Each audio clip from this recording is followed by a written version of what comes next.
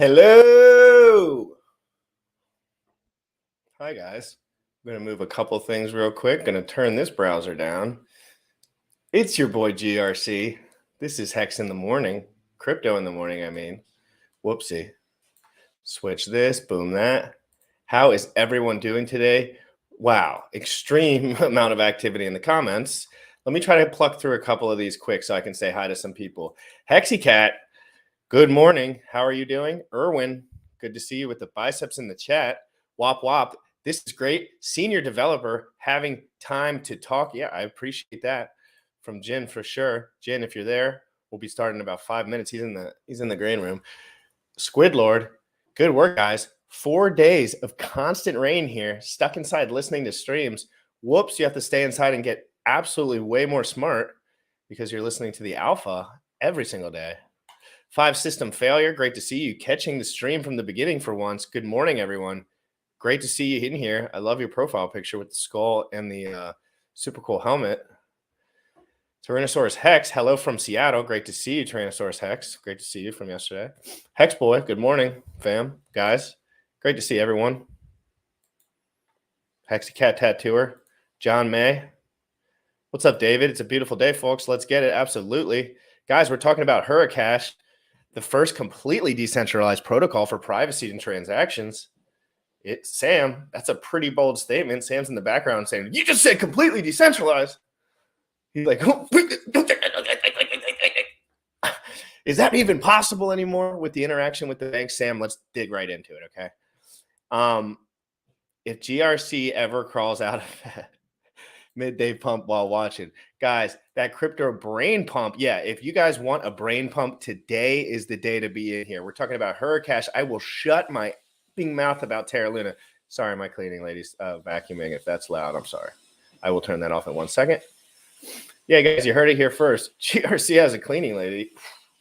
So advanced level game theory. Element Hex, hello GRC. Hey, I don't think I've ever seen you in here. Great to see you in here, Bob. Great to see you in here, Element Hex. Guys, I just wanted to take a minute to say hi to everyone. You guys know how much I appreciate you being here. I'm going to go put a sleeve. Actually, we have Hurricash Senior Developer. Maybe I'll keep the sleeves under wraps today. Keep it professional. You know what? Once we start talking about Terra Luna, I'll put the stringer on. How about that? I'll put the stringer on once we talk about Terra Luna. But for now, we're talking to the senior developer at Hurricash. We're going to get into the nuts and bolts of, is this protocol completely decentralized? And everything about it, right? This is about completely decentralized transactions and privacy, right? So when I send transactions, Sam can't necessarily know exactly where I was sending all my shit. Which, if we know anything about blockchain technology, that's exactly what are we trying to do here, Sam? We are trying to destroy our interactions with the banks so we no longer are getting scammed because they can do everything behind closed doors. So let's get our power back too, right, Sam? Let's get our power back. Why? Just a couple clicks away from having your own power, okay? So we're learning today, guys. Let's hit this little break, and I'll see you in a couple. Young folks, you tripping on them motherfucker. Richard Heart. Richard Heart. Bought my Hex from the fucking start. Point one every day we mark. Bought my Hex from the fucking start. Sacrificing all this bread like I'm Richard Hart. Got paid on big payday and I had a hit restart. Now I'm checking on my pulse just to check my heart. Bought my Hex from the fucking start. Sacrificing all this bread like I'm Richard Hart. Got paid on big payday and I had a hit restart. Now I'm checking on my pulse just to check my heart. Checking my MetaMask moving. Look at the Hex, he is mooning. Looking at wives they be choosing. Peter is why they be losing. Pro chains out, now get me a check. He's gas up and it got me a mess. Remember the times he died collect. Hex, I been eating, I'm dying in the best. Getting this back like a year ago. Getting this post, I ain't letting go. Swerving the ring like a Lambo. Getting this back like a year ago. Getting this post, I ain't letting go. Swerving the ring like a Lambo. Bought my Hex from the fucking start. Sacrificing all this bread like I'm Richard Hart. Got paid on big payday and I had a hit restart. Now I'm checking on my pulse just to check my heart. Buy my hex from the fucking start. Sacrificing all this bread like I'm Richard Hart. Got paid on big payday and I had a hairy start. Now I'm checking on my pulse just to check my heart. Richard Hart. Richard Hart. Richard Hart. Richard Hart. What's up? I have some good stuff to talk about today. I'm excited to talk to the senior developer for Hurricash. This will be interesting. What do you know about development? Oh, right. I just developed these biceps in your face. Hey, nice transition, bro. We also have a second reminder from RH. Check your sacrifice balances. If there's an issue, you report it on the site. Check your sacrifice balances. Check your sacrifice balances. If you haven't done that, you should definitely do it. It takes like 3 seconds. You can just click on the site, put in your address, check to see if your shit is accurate. If it is not accurate, then put a comment in that. There's a way to report it in there. We got the second reminder. That means launching is coming very soon.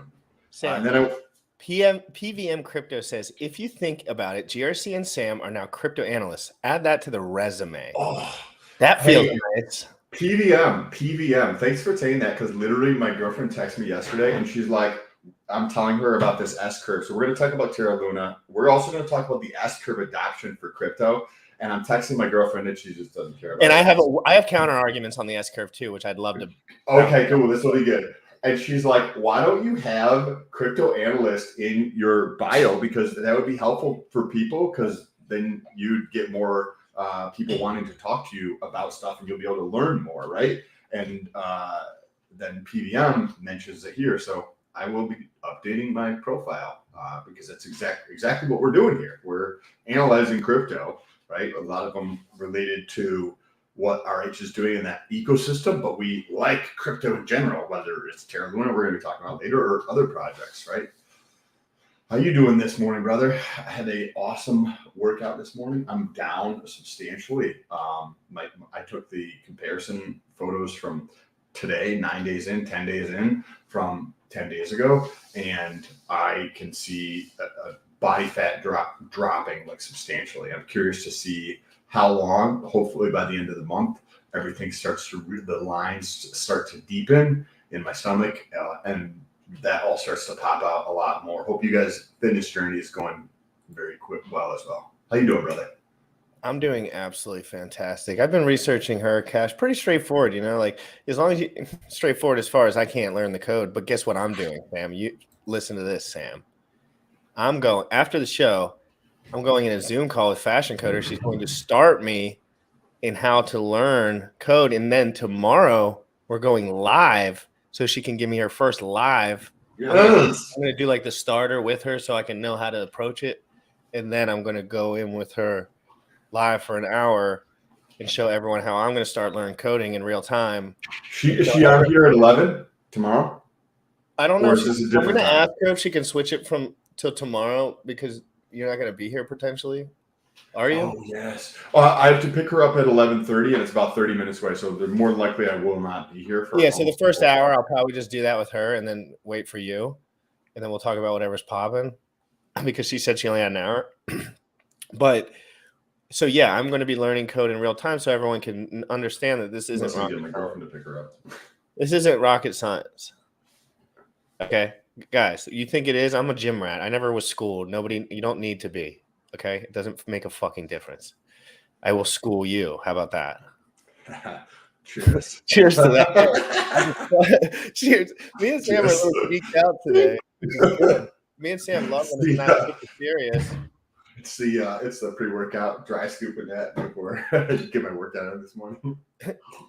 I'm a little bit confused. Jin, if you are there, can you comment in the private chat? I see your pictures up, but I do not see any interaction between you and the private chat. If you could give me a what's Gucci in the private chat. Yeah, that's true. Our fitness journeys do never stop, and they should never stop, because when you're dead, that's when it stops. Yes.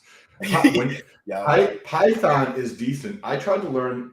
I didn't actually try. I'm going to take that back because I got to be honest with myself. I didn't actually put in the effort. I started the process of learning Python over a decade ago, and I never actually followed through on that. So I would like to learn code as well. Make sure you guys at Fashion Coder and say, can we, Scott? Jim Rat says, pretty, please. Can we switch to tomorrow? But if not tomorrow, it's going to be 11 a.m. on Thursday. But we'll see. Either way, it's going to be dope. And I'm going to show everyone that it's not rocket science. You don't need a coach. You don't need to spend $100,000.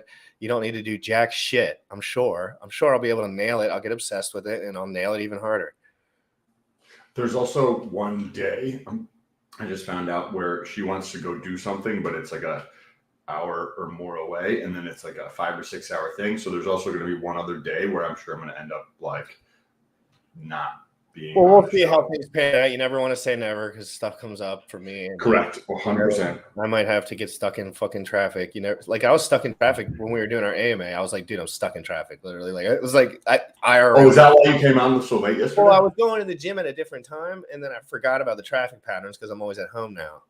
So I came back in rush hour traffic on 695. You know what I mean? Like in Baltimore, like that whole area, it's like I was wrecked. I was literally sitting there like, why do I leave my house? I'm never leaving my house again. Like, why do I even bother leaving this joint? I'm in traffic right now for an hour. People do that every day. I know. I used to do an hour and a half into work to 2 hours into work in New York City. And then that mental health crisis immediately. I definitely was like, there's no way I'm ever doing this again. There's no way I'm going to do this again. And I'm super thankful that I just come like right around the corner over there from my bedroom into here. I'm like ready to go. I don't have to go anywhere or anything like that and not have to deal with traffic. So guys, we're going to give him a couple more minutes. If he does not, for whatever reason, start talking, which is fine. I mean, he might have ran into some. He was in here talking to us earlier. So we were all chit-chatting, and then he bounced out. But we'll see in a minute. It doesn't matter because guess what?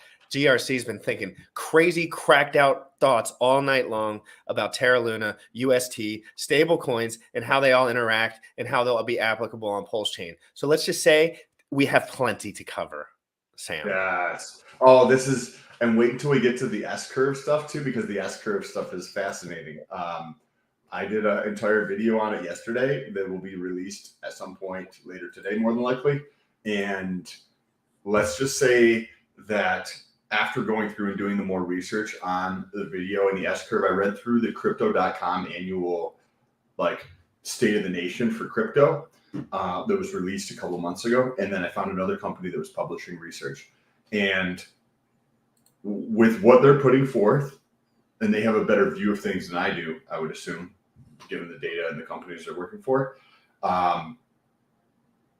we're entering that phase that over the last 13 years, people in crypto have been talking about, where adoption accelerates, right? It's been accelerating, but it's so minuscule relative to the population size. And we've hit that point where shit is about to be bonkers over the next 3 or 4 years.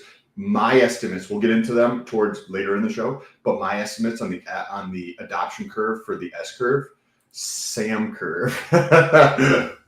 Yes. Like if you're not aware, I'll pull up the data, we'll show it, but my estimate is by 2026, 2027, more than half of the world population is on crypto. Sounds ludicrous today. Wait, say the date again. Write that down. Can somebody write that down or something? However people remember. You have to tweet that, and then at the tweet, you have to remind me later. There's like a little app that you can, if you tweet remind me later and the date, it'll pop the tweet back to you on that date.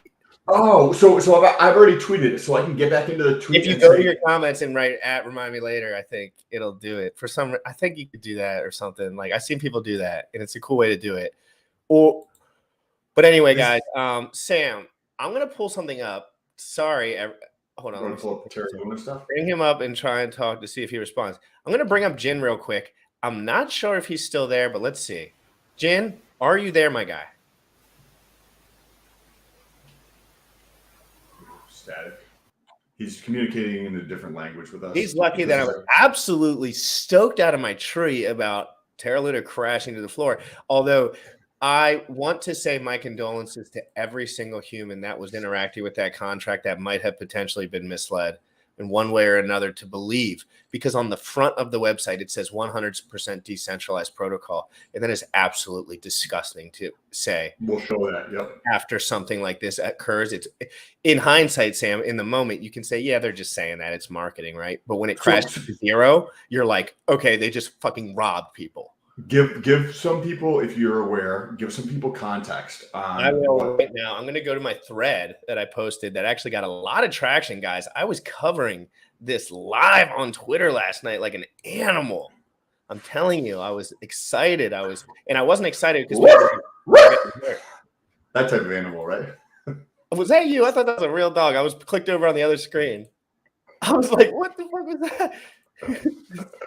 That was me. I got a couple things to pull up, guys. Listen to me right now. 15 hours ago, Terra dropped 47% in 24 hours. Protect your bags, fam. UST lost its peg. Lunatics are getting liquidated on Anchor Protocol. This ends now. They are all running to cash out. And then after that, I posted this. And I said, 73 cents stablecoin, UST. All the transactions on the Terra Luna network are failing. You can't get your money on the network and you can't move money off the network. Then I tagged Hex just for shits. The network is slow. You can hardly do a transaction. People are managing to move a little money, but most have given up their positions entirely.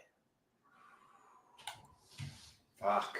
Covering at you live in just hours before, Sam, just to get into the nook and cranny of this just a little more. The founder, about 15, 20 hours before, said something. Yeah, he said so. He said this: deploying more capital. Steady, lads. This is the founder. Let's talk about decentralization real quick, guys. This is the founder, Duquan. And then a very popular YouTuber, let it go. Let the weak hands sell. And then when they're all gone, then restore the peg. Fighting now is not a good strategy. It's like, dude, what the fuck is this shit show? Is this a decentralized protocol? Is this a decentralized protocol, Sam? I don't know enough about Luna, but I think that there's a centralized organization behind it that is supposedly running it. Is that accurate?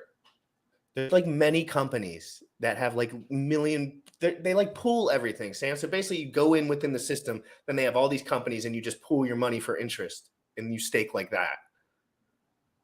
And it's like, but now they're all gone. Now they're all liquidated. Now you can't move off the network, on or off the network. There's only one bridge for the network, like for all the transactions, right? They want to leave and get out. And it was just frozen. Like it's frozen. When I say frozen, I mean, you can't fuck with the web page anymore. Like, so that's what I mean. Everyone last night was like, I don't know if my transaction will go through. I'm just keeping it up. It's not. And they're like, you'll be liquidated by the end of the night. Probably. And those were the guys on the feet in the 900. I was talking to them. They were inviting people up to chat because they were all very upset. But Sam, I'm going to show one more thing. It's absolutely crazy. I'm sorry. This is absolutely fucking crazy. And I hope I don't get UST still sitting at 89 cents. This is a stable coin that's supposed to be pegged 1-to-1. Sitting at 89 cents right now. All right, real quick, Sam, check this out.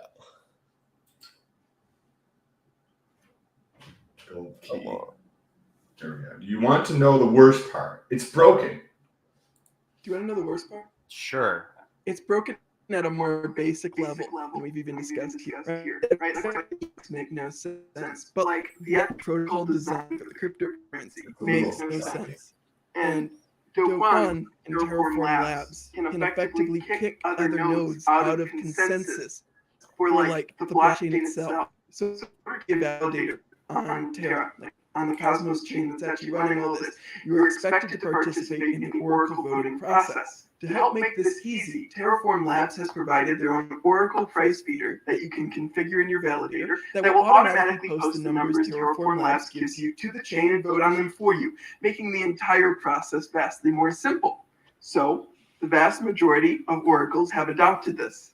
what this effectively means is that no one else can run a different price feeder now, because if they vote out of band, like different from what Terraform Labs Oracle price feeder is suggesting, they will get kicked out of consensus, even if their number is right and Terraform Labs number is wrong. And this exact thing has already resulted in erroneous liquidations on Anchor, the lending platform. And wait, I'm not done yet. Almost all of those liquidations were bought up by Terraform Labs, who was front running it because they didn't need to wait for the Oracle price to hit the chain because it's coming from their own feed.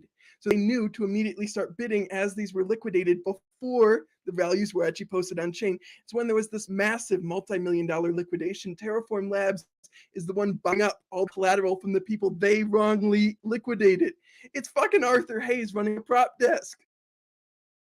I absolutely rugged that, and I'm going to do it again. I'm going to rug it because it was complicated anyway, and there was an echo in it. I think it might have been my fault. I'm going to play that back one more time, guys. You know I don't like. I think it was my fault. I needed to mute myself, so thank you. I'm going to mute myself. Yeah, everyone, I'm going to mute myself too. Make sure it's a thumbs up, Sam. I'm going to mute myself, but if you can hear it, it's just give me a thumbs up. Do you want to know the worst part? Sure. It's working at a more basic level than we've even discussed here, right? Like we're discussing how the economics make no sense, but like the actual protocol design for the cryptocurrency makes no sense. And Do Kwon and Terraform Labs can effectively kick other nodes out of consensus for like the blockchain itself. So in order to be a validator on Terra, like on the Cosmos chain that's actually running all this, you are expected to participate in the Oracle voting process. To help make this easy, Terraform Labs has provided their own Oracle price feeder that you can configure in your validator that will automatically post the numbers Terraform Labs gives you to the chain and vote on them for you, making the entire process actually more simple. So, the vast majority of oracles have adopted this. What this effectively means is that no one else can run a different price feeder now, because if they vote out of band, like different from what Terraform Labs Oracle price feeder is suggesting, they will get kicked out of consensus, even if their number is right and Terraform Labs number is wrong. And this exact thing has already resulted in erroneous liquidations on Anchor, the lending platform. And wait, I'm not done yet. Almost all of those liquidations were bought up by Terraform Labs, who was front running it because they didn't need to wait for the Oracle price to hit the chain because it's coming from their own feed. So they knew to immediately start bidding as these were liquidated before the values were actually posted on chain. It's when there was this massive multi-million-dollar liquidation. Terraform Labs is the one buying up all those collateral from the people they wrongly liquidated. It's fucking Arthur Hayes running a prop desk. Wow, that's so. Tell me that from a financial perspective, Sam. From a financial perspective, get away from crypto in your mind a little bit. Let's talk about what's actually going on, nuts and bolts a little bit, if you kind of understood. For me too, for my help. So I don't know anything about Anchor, but it sounds like it's some type of crypto lending protocol. People can let me know. It's a company based out of, I think it's in Asia somewhere. But is it tied to? They have a lot of funds. They basically just hold a lot of funds. And it's some type of lending protocol. I would assume that there's. That's what people earn interest on. That's all they do, and they just collateralize and they earn interest and shit. So, but you could borrow against it it sounded like from what that guy was saying. So because people were collateralized. That was the major problem last night. So that means you can borrow against on the Anchor protocol. So when you look at liquid loans, when you look at Fiat.io or Aave, right, or any Liquidity or any of these crypto lending protocols, you are getting away from like the monthly payment thing and the interest, so to speak, for a bunch of them. But what you're taking on is the volatility risk. And what do we know about crypto? It is fucking volatile.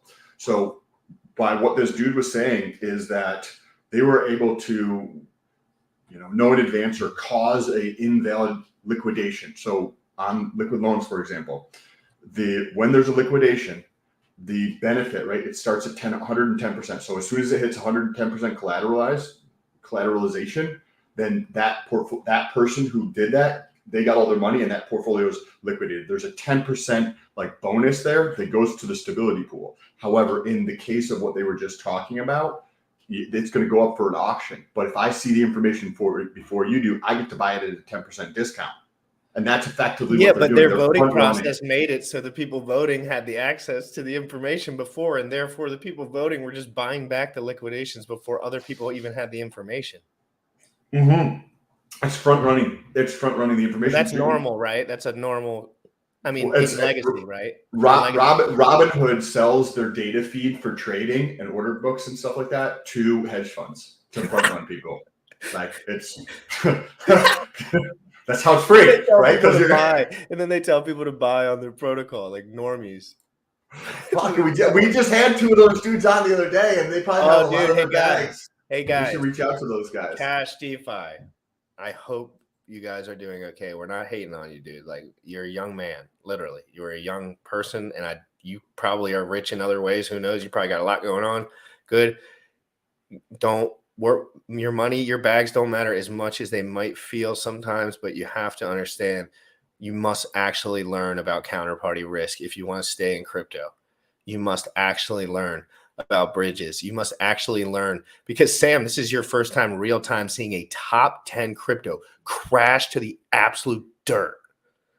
God, let me look up that you could have been 100% on that and earning money for years and just gotten liquidated, and you would have completely trusted it just because you would have earned so much money already on there. And you would have just been like, it works. Trust me. I've earned a fuck ton. You know what I mean? Like, it works. Like, and then it's like, boom, it doesn't work anymore, right? That Bitcoin news was red flag city, McCity. When they back that, when you back an algorithmic stable, and so Jesse from Liquid Loans was actually in my DMs this morning saying, I want to tell people exactly why Liquid Loans will not turn out with the same fate as the algorithmic stablecoin, which is on. And I said, hey, that is a conversation I'm willing to have. Okay. Like, we're not going to talk about the specifics of Liquid Loans right now, but we can talk about what they have done and thought about for the future, because this is right in your face, and they have to face this, right? There's going to be bad press all over. Everyone's going to be asking questions, including GRC.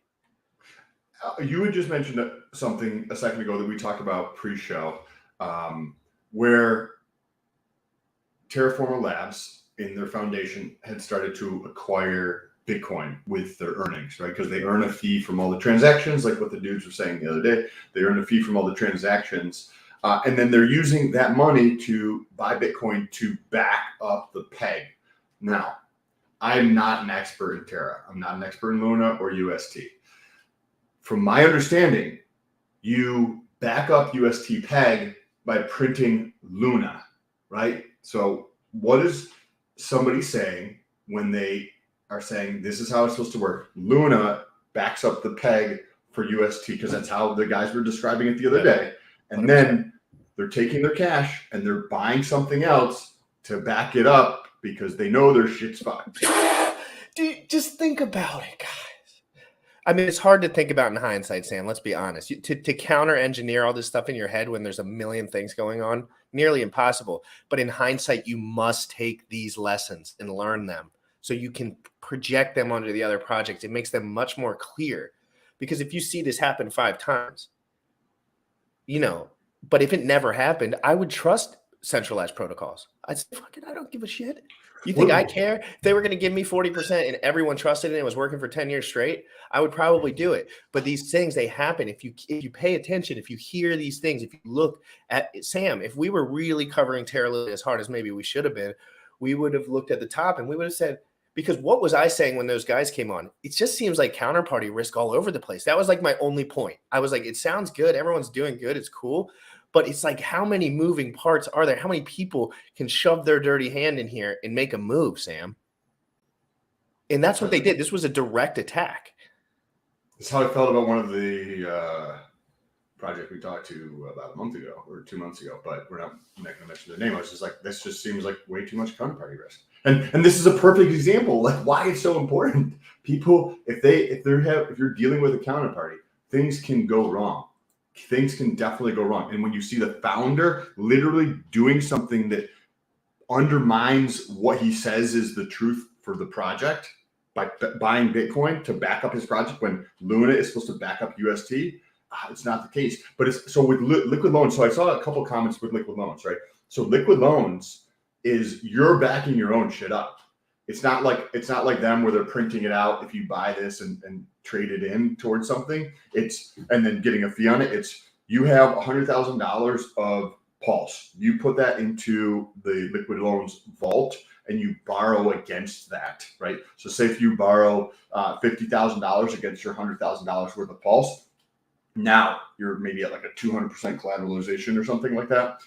When that 200% gets down to 110%, your value, remember you pulled out USDL, you pulled out their stable coin. So you pulled this stable coin out, you already have $50,000. Your Pulse went from 100,000, now it's like $55,000 worth. So when it hits that number, you get liquidated. You get liquidated because you already got most of the value, that $50,000. So it's all backed up by Pulse. This could introduce other issues, right? When using liquid loans, you don't have any interest to pay. You don't have any loans in terms of monthly payment. You need to pay back in terms of terms. There's no terms like that.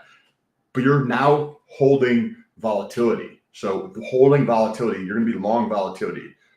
So if Pulse goes down drastically, right? We just saw Luna drop 50% in 24 hours, 36 hours or something. If that happens, which it probably will at some point, and you have these massive drops, you can have things like a bunch of people all get liquidated because if they're sitting at too close to that collateralization line, they can get liquidated. So hopefully that was helpful. We've got crypto. I had very positive vibes about Hurricash, Jin, and I still do. And my OCD is not flaring at all. And I definitely would love if you chimed in, because my thumbnail says special guest Hurricash senior developer. I'm gonna bring him up and see if he Qui-Gon Jinn. Jin, what's up? He's communicating with me. I just messaged in the Telegram, guys. Hurricash, can you hear that vacuum? No, not at all. You're static. Can't hear what's going on. Hey, on the Terraform Labs, the UST was different. I'll read this. You think about it. UST was different. You would burn Luna and get UST. Then founder brought BTC reserves. USDL never burns Pulse. Value of Pulse is always the vault, and the value in vault can never drop below USDL. I have to think about the specifics of that. That's hard. So think about your house, right? So say if your house is worth $100,000 and you borrowed $80,000 against your house. So you have $20,000 of equity on your house, right? It's worth 100. This is equity, meaning money that's yours, but it's just sitting there. And the $80,000 is a loan from the bank. Now, something happens in the housing market, and the price of your house, the market value of your house, drops down to $70,000. With a real estate loan, you do not get liquidated, right? As long as you just continue to pay on your loan, you're good. It doesn't matter. When you're in liquid loans, when it drops down past that, if that same example, 100,000, 20,000, right, equity, when it drops down there, you get liquidated. So it's not yours anymore, kind of thing. Hey, Bullish said he is here, my guy. Hey, let's talk about this real quick while they get all set up, so we don't have to real quick before we'll close out this little thought real quick. Sam, what did you pull up here? This is Terra Luna and UST. This is over the last 7 days on Google search volume. So that's what this is in the United States. Actually, let's go to worldwide because I think that might tell a more interesting story. This is the spike in interest around this topic. This is a massive spike. You get to see over the last 7 days, there's not much happening, but it's pretty consistent. And just here, so was it a buy the rumor, sell the news Bitcoin vault? Looks like it was. That once they called that, it looks like they topped out right there. So they were buying the rumor. So they were selling you guys your garbage and letting you eat it, and then dumping on your heads at max click rate volume. And they know that shit. They know all of this stuff. They know when max click rate volume, they know the price is getting over inflated. They know they need to make some news, and then they make news like that. Sam, what do they make that news into? Some sort of positive spin, however convoluted that could ever be, to confuse everyone, right? Because some people came out of that thinking, this is grand. We have more money now. Do Kwon finally tweeted after 21 hours announcing a close announcement of recovery, whatever that means. This could be worse than. So I think the wagon down. This could Bullish, be. what do you got, my guy? Bullish. Well, Jin is here. We have the senior developer for Hurricash. Awesome. I'm really looking forward to this. Smart guy. We're going to talk to him about Hurricash. You want to do that intro and then bring him up? Absolutely.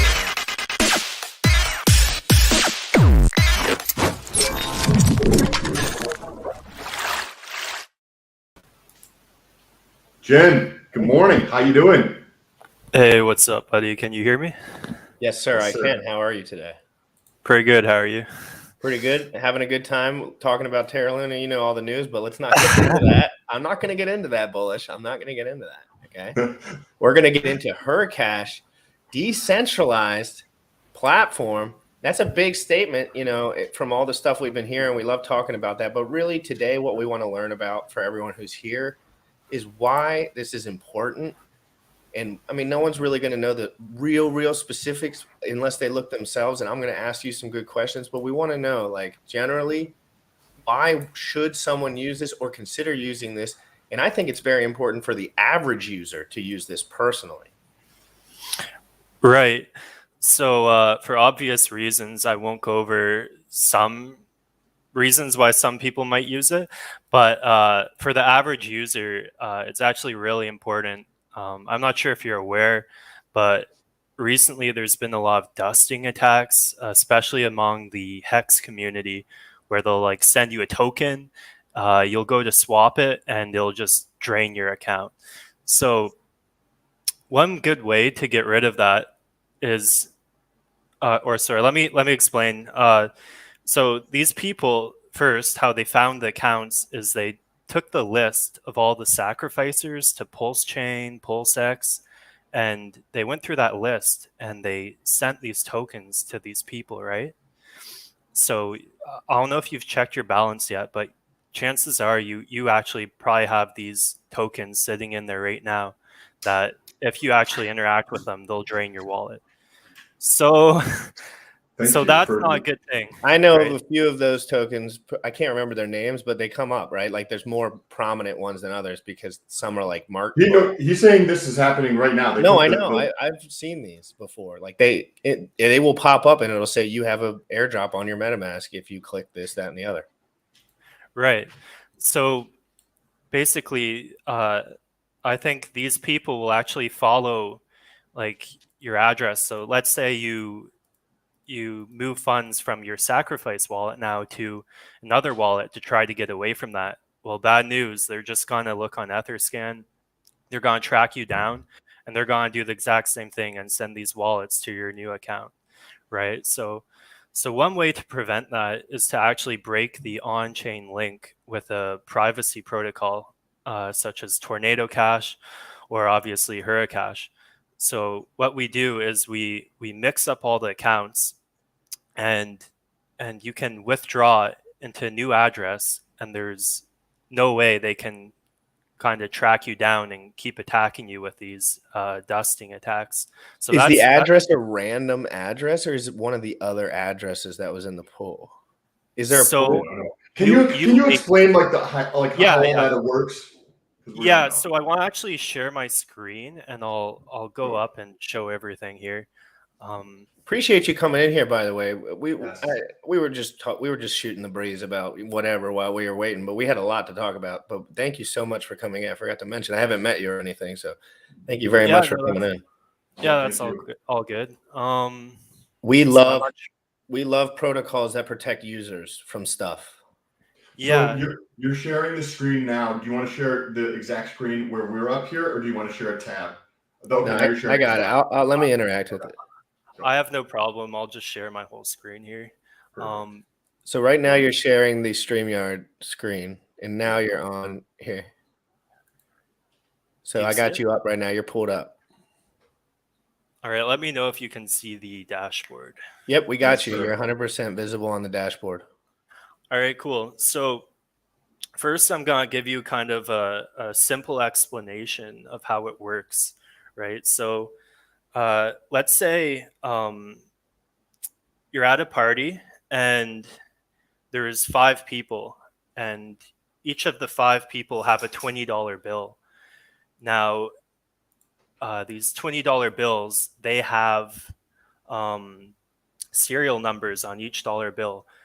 So that's how you can kind of know, I guess, which person the bill belongs to. So anyways, you got 5 people with each with a $20 bill, right? And each of the people, they put it into a pot, right? And you, for putting your $20 bill into the pot, you get a key back. And with that key, what that key does is it lets you take out the equivalent to what you deposited. So you put in 120 and that key is letting you take out 120. Oh. And there's a bunch of $20 bills in there.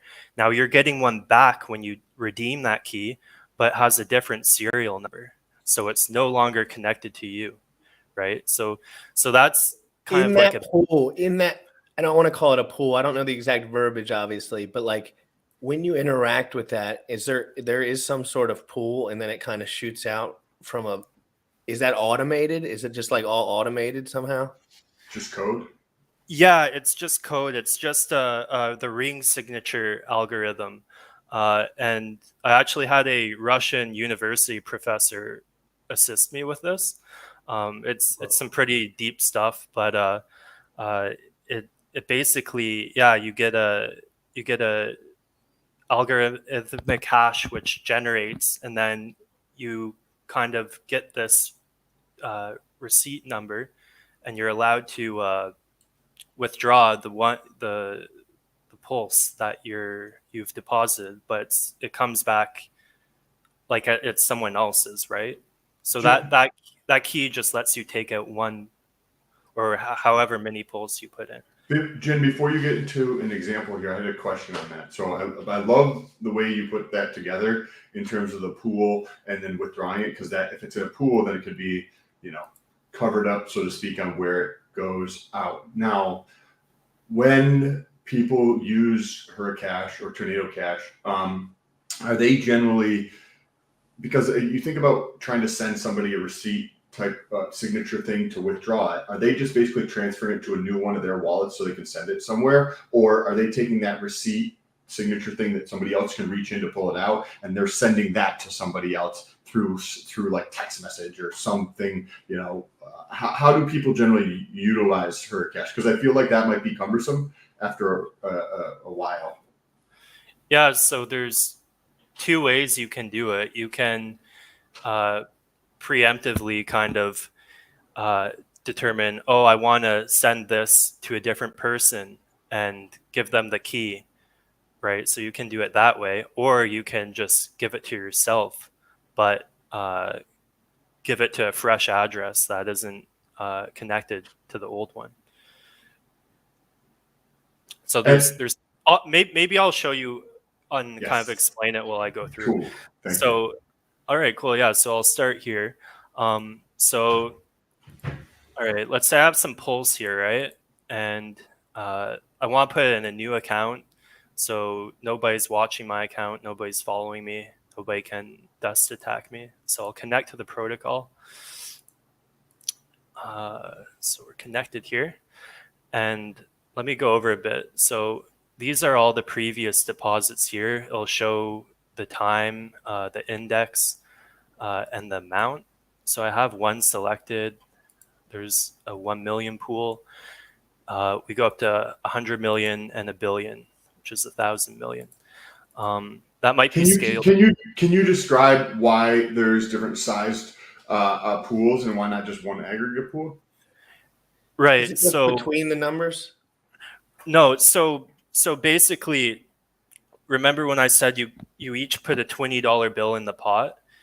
if you were to put in, let's say, if one person put in $21 I see. and that one person took out $21, you would know who the person is because everyone else just put in $20. Oh, so all has to be blocked, basically. It has to be the same amount so they can't trace that any different. The variables can't be super high. Gotcha. Yeah. Cool. Because if someone, let's say even people put different numbers in, someone put 17.5, someone put 28. When they go to take out that 17.5, you know, oh, it's that person because they put 17.5 in. Perfect. No, that explains it. So depending on the size of the amount people want to move, you're going to have to move it in multiple different blocks, basically, kind of thing. Exactly, yeah. So they're called anonymity sets. So we have 4, and I might scale it a bit differently. It seems the 1 million was popular. Hardly anyone had 100 million. So we might spread that out. Maybe 10 million or something. Yeah, something like that. Yeah, 500,000, 10 million, or 1 million, 10 million, something like that. So I want to transfer this, let's say, 1 pulse to a new address. So let's say I want to deposit it to, we'll go with this one here. So what you want to do is you'll be connected with your main account here. And so I want to deposit it to this address. That's the address 2 is what you just pasted, correct? Correct. Okay. So address 2. So that's all. This is very important. You need to put a recipient address because only that recipient will be able to withdraw the money. I did this as a safety feature. So Tornado, you actually do it afterwards when you're withdrawing. But if you do it when you're depositing, even if you somehow your note gets leaked or someone's like maybe shoulder surfing, they can't just take your funds. It has to be this account. Can I highlight that, or can you talk about that? Because I think the subtlety of what you just mentioned I think we should talk about it a tiny bit more because it may have been missed by some people. With this address in here as a safety feature for the recipient, if I was on here on, say, Tornado Cash from Jin, my understanding of what you just said, it doesn't have this and it happens on the withdrawal. So say if I'm doing something and somebody's kind of like watching over my shoulder and the pin comes up that allows me to utilize it to withdraw the money. Because it's not attached to an address like it is here in Hurricash, if somebody has the pin, they can access the capital in the pool. But because Hurricash has the recipient address in here, it basically ties it with that. So even if somebody gets your PIN, they can't take out the money unless they have access to your address as well. Exactly. I love that. That's fantastic. Cool. Go ahead. That's a good safety feature because who knows, you could have a spyware on your computer. There's a million things that could go wrong. Sandy, there is information on the Hurricash.com website on the airdrop for Hurricash. I was reading it this morning, so if you go to the Hurricash website, it's on there. And we'll get to that if he has time for questions after. Yep. So yeah, this is actually stored in an array in the smart contract itself. So no matter what, only this address can actually withdraw. So I'll show you that later. Is there a way, just from a security standpoint, and a question on the recipient address, there's no way for somebody to look at transactions going into the network to see the recipient address in any way, shape, or form? No, you can't. You'd have to be the owner of the contract, and even then, there's no function to emit that call data. Okay. Yeah. Because then somebody could kind of like mitigate the reason. Yeah. Even like the owner could, right? But even to prevent that, the contract itself is going to be disowned upon launch. So it's truly immutable and decentralized. So I'm going to go ahead and confirm this address. I'm depositing the 1 pulse.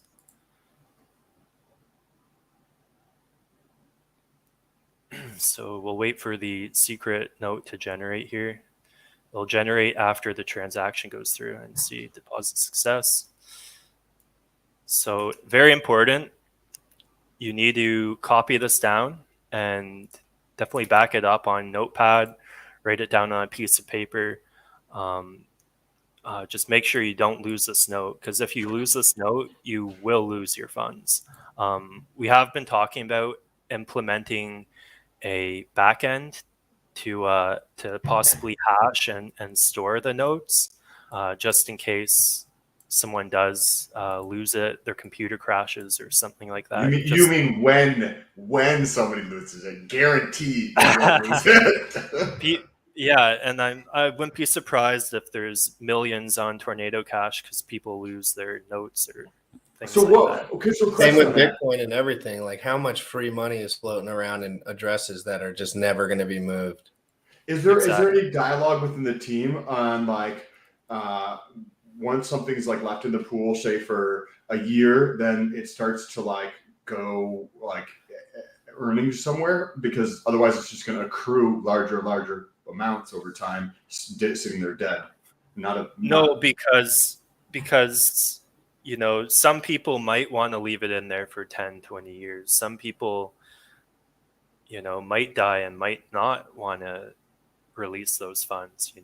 Who knows, maybe they're held at gunpoint to do something, and I don't know. There's a lot of different reasons why we don't want to kind of come between the user and their funds.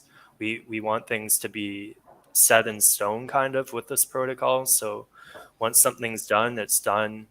No one can access your funds. No one can take them away. Yeah. Is one criticism about is Tornado Cash open source? It is, but they don't open source their front end. So front ends can actually have back ends, and no one knows. Like, I don't want to spread rumors or anything, but it is possible that in the front end, they could have some kind of database that logs the IP address, the note, where the funds came from, where they're withdrawing them to. All these things can be logged in the back end without you knowing it. That's why when we release Hurricash, we can actually open source our front end. So you can download the front end as a file and just run it on your desktop. Yeah. So you guys say, real quick, I know I'm going to let you go right after this. You guys say that you're the premier on Pulse Chain, but do you guys have plans to if this is truly decentralized and it works out, do you have plans to be a feature on other blockchains as well? Yeah, I was gonna try on Phantom originally back in October last year, but the fees really add up with something like this, like over time, like with Ethereum, like the fees kind of stacked over time to where Tornado Cash is really not that usable to the average person anymore. And I was under the impression that like Phantom went up to $3, and like every chain was starting to become expensive, and I think Pulse Chain might be the alternative to that. It might be able to save expensive gas fees, because this is this can get gas fee intensive. So isn't it fair to say that Pulse Chain very shortly not shortly maybe, but like could also be very gas fee extensive? I don't know, because I haven't looked too deeply into this, but I know Phantom did have the cheapest network for a while, and they actually have a control over like changing how much the gas fees actually are. And what happened at the beginning was the gas fees were so cheap on Phantom that people were just spamming the network with useless transactions just to clog the network on purpose. And because it's so cheap, it was like a hundredth of a penny to do a transaction. There were people running bots trying to clog the transaction and slowing it down. So they actually had to manually adjust the gas fee, and they actually raised it. I don't know if you know this, but they No, actually they had to raise the gas fee so that people wouldn't spam the network, because it would cost them too much to spam the network, right? do you see that like as a possibility for Yeah, Pulse? and I thought about it, and I asked about it, but I haven't really got an answer back. But Hey, we really appreciate that was I'm going to look into that more just for fun. That was awesome insight just on the market in general. And we can get back to that. I thank you for being transparent. I really appreciate you being transparent and just talking us through this. Yes, yeah, no worries. And I mean, yeah, if it is successful, there are other I could easily make this multi-chain. I could easily make this a multi-chain app. Is there a way? I'm sorry, this is the last question. I'll let you get back into the print because this is fascinating stuff. I'm super curious. On the multi-chain, is there a way to basically make Hurricash the Hurricash for crypto in general, like all chains, and they're like large pools of multi different tokens? Right. So I would basically just copy paste the contract for each chain, and then just do the connect wallet with Ethers JS to each individual chain, like how Sushi Swap has, right? You can click the connect wallet and then select the chain. So you can do the same here, or you might be able to in the future. We'll see. So you could basically put in ETH and pull out Pulse or something like that. No, that would be crazy shit if you could go like, you know what I mean? Go in one way and come out in a completely different network. Yeah, nothing's impossible. And I mean, I was thinking about making tunnels, which is like bridges, right, from one network to the other, but having it shielded. So when you bridge over, it breaks the on-chain link. Yes. But do it. But yeah, that's further down the roadmap here. Cool. Well, I'll let you get back into your thing here. So we get the pin here. We copy it down because otherwise we're fucked, right? Yeah. So I made it clear that you really need to save it. So it won't let you close the window unless you click this. Click I've saved my secret note. Close window. So now we have the note we want to withdraw, right? So you can use a relayer, and I'll explain what that is. So let's say you account for it. Let's say you have a new account here, right? And you don't have any pulse in. To actually transact with or interact with any smart contract, you have to pay gas, right? So you have a problem here. You don't want to send pulse from an exchange because then it'll connect your name to this account, right? So how do you get pulse in here? Well, you could go to a faucet. You could ask a friend possibly to loan you some pulse, or you could use the relayer. So the relayer will actually pay the gas fee for calling this withdraw for you. So you don't have to pay. You could have an empty wallet like this, and you'll actually borrow from the relayer for a small fee for like 1.3%. I think it's at right now, and you'll get to withdraw your tokens for free, basically. Well, you'll get have that, fee, yeah. But you won't have to pay gas. Yeah. So, or if let's say some friend or you went to a faucet, then you wouldn't have to use this, and there'd be no fee at all. So, yeah, we'll do the relayer first here. Cool. So actually, it's good practice to actually disconnect from any DApp you use, just to be safe, you know. Thank you for that, because that is something that I've not been doing. So thank you for that. Yes, Sam. So that's how you do it there. Let me connect here. So you want to be connected with the account that you're withdrawing into. And if you remember from before, the address here is the account we're connected to now. So we're going to place that note here, We're going to use the relayer. We're at 2.9 and can't withdraw at 206. Okay, someone must be following along here. I think we were full and now we're at 2. So let me just go ahead. I'll speed things up. Normally, I wouldn't recommend doing this, but we can go ahead. I really So appreciate this, man.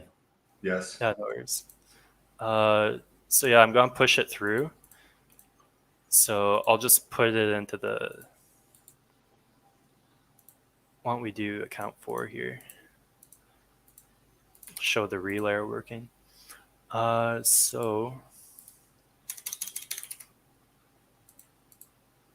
all right, let's push it through. So we got to do, the ring actually has to be filled for us to withdraw. So What does that mean when you say the ring has to be filled? So I see remember ring back status in the background. back to the analogy of the $20 bills, and you're putting it into like a bucket or a hat, right?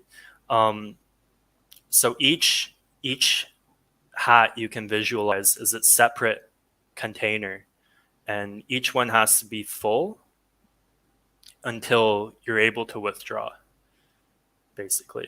So that would mean if you're trying to put in $15, that's not going to work because it's a $20 pool that you're entering. Is that what you mean?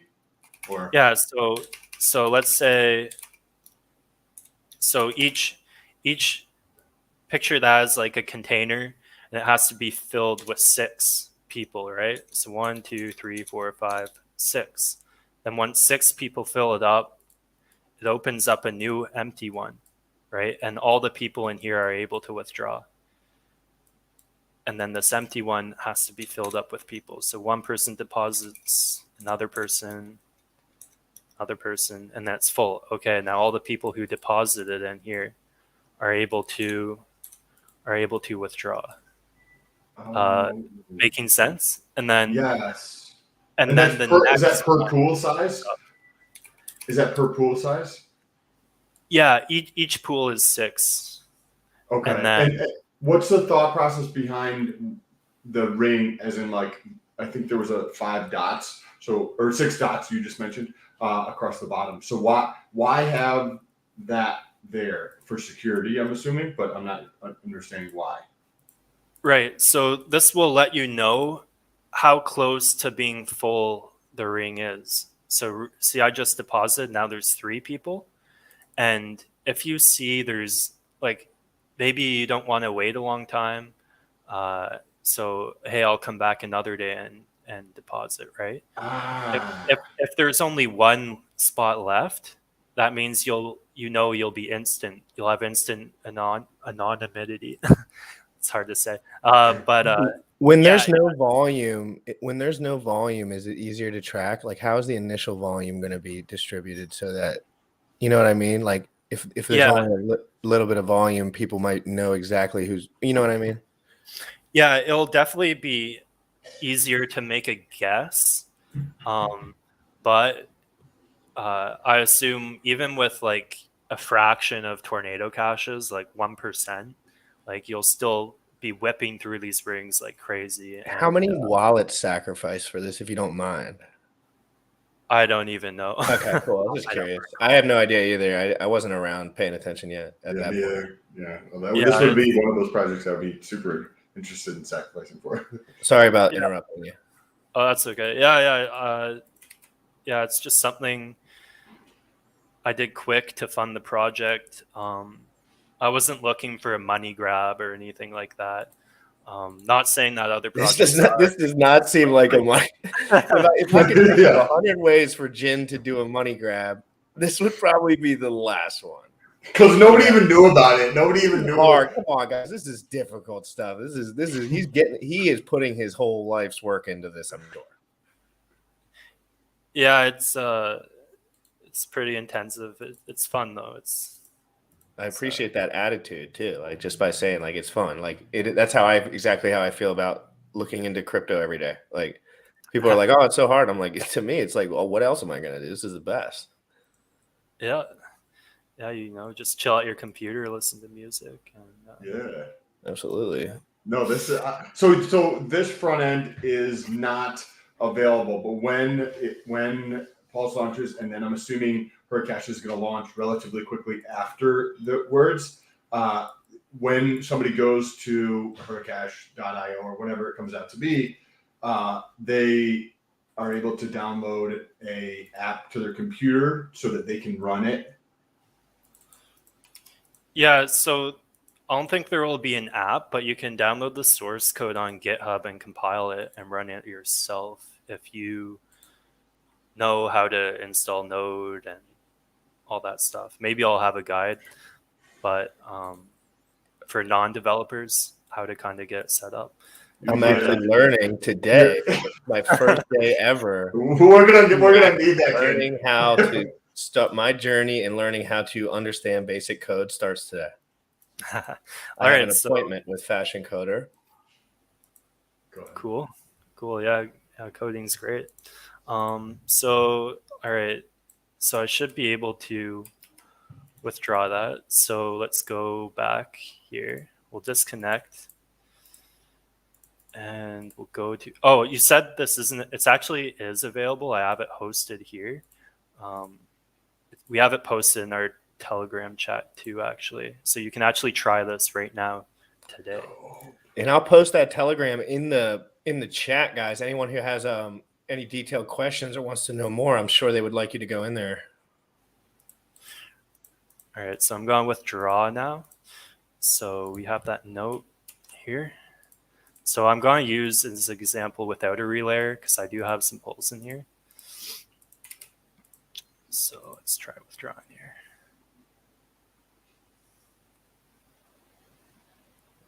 All right, so you see there is a gas fee, but this would be paid by the relayer if you went the relayer option. And it would just take it out of the amount. Yeah. Yeah. So 2.9. So great. So there you go. You got the 3. And now you're not in that. It's not connected to that address that's known. It's on a brand new address. Yeah, essentially, this is just an example. I'd probably have a whole different seed phrase and stuff, but you can definitely just make a new account too and do it that way. Can I ask you about fees in the system? Yeah. Okay. How do the fees work? So there's a network fee, probably no matter what you're doing, obviously. But then you said there's a 1 point something % fee.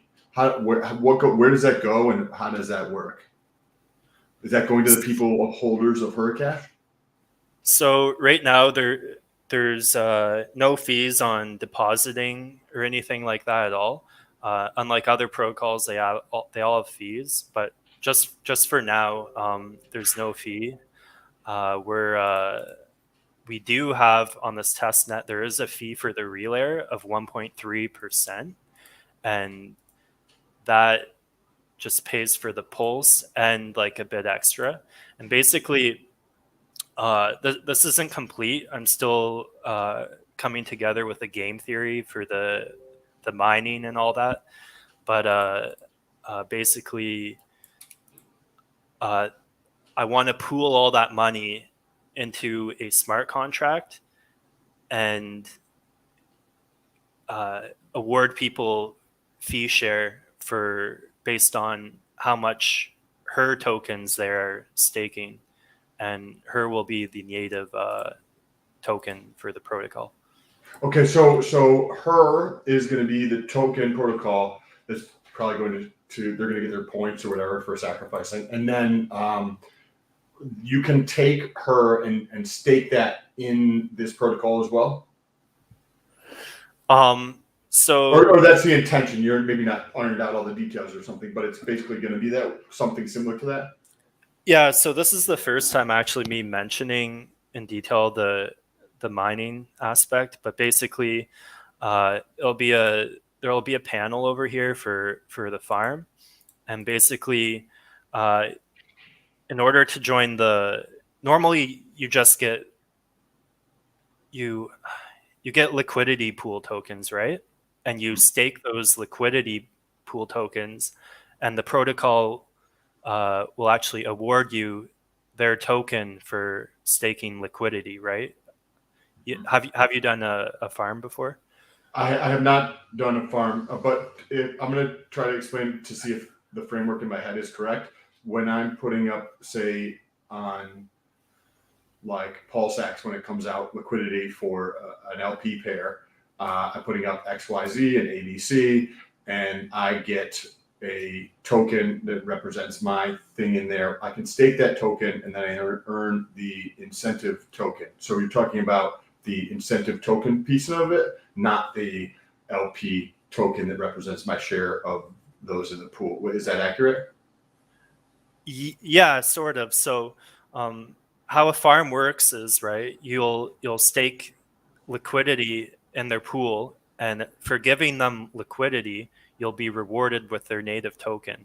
So let's say I have DAI is the liquidity, and then the token is let's say hex, right? So you have DAI hex. So you usually stake an equal amount, so $100 worth of DAI and $100 worth of hex, and you stake it in the pool, and it gives you back a liquidity pair token, which you can then redeem to get the liquidity out, which is the hex and the DAI you put in originally.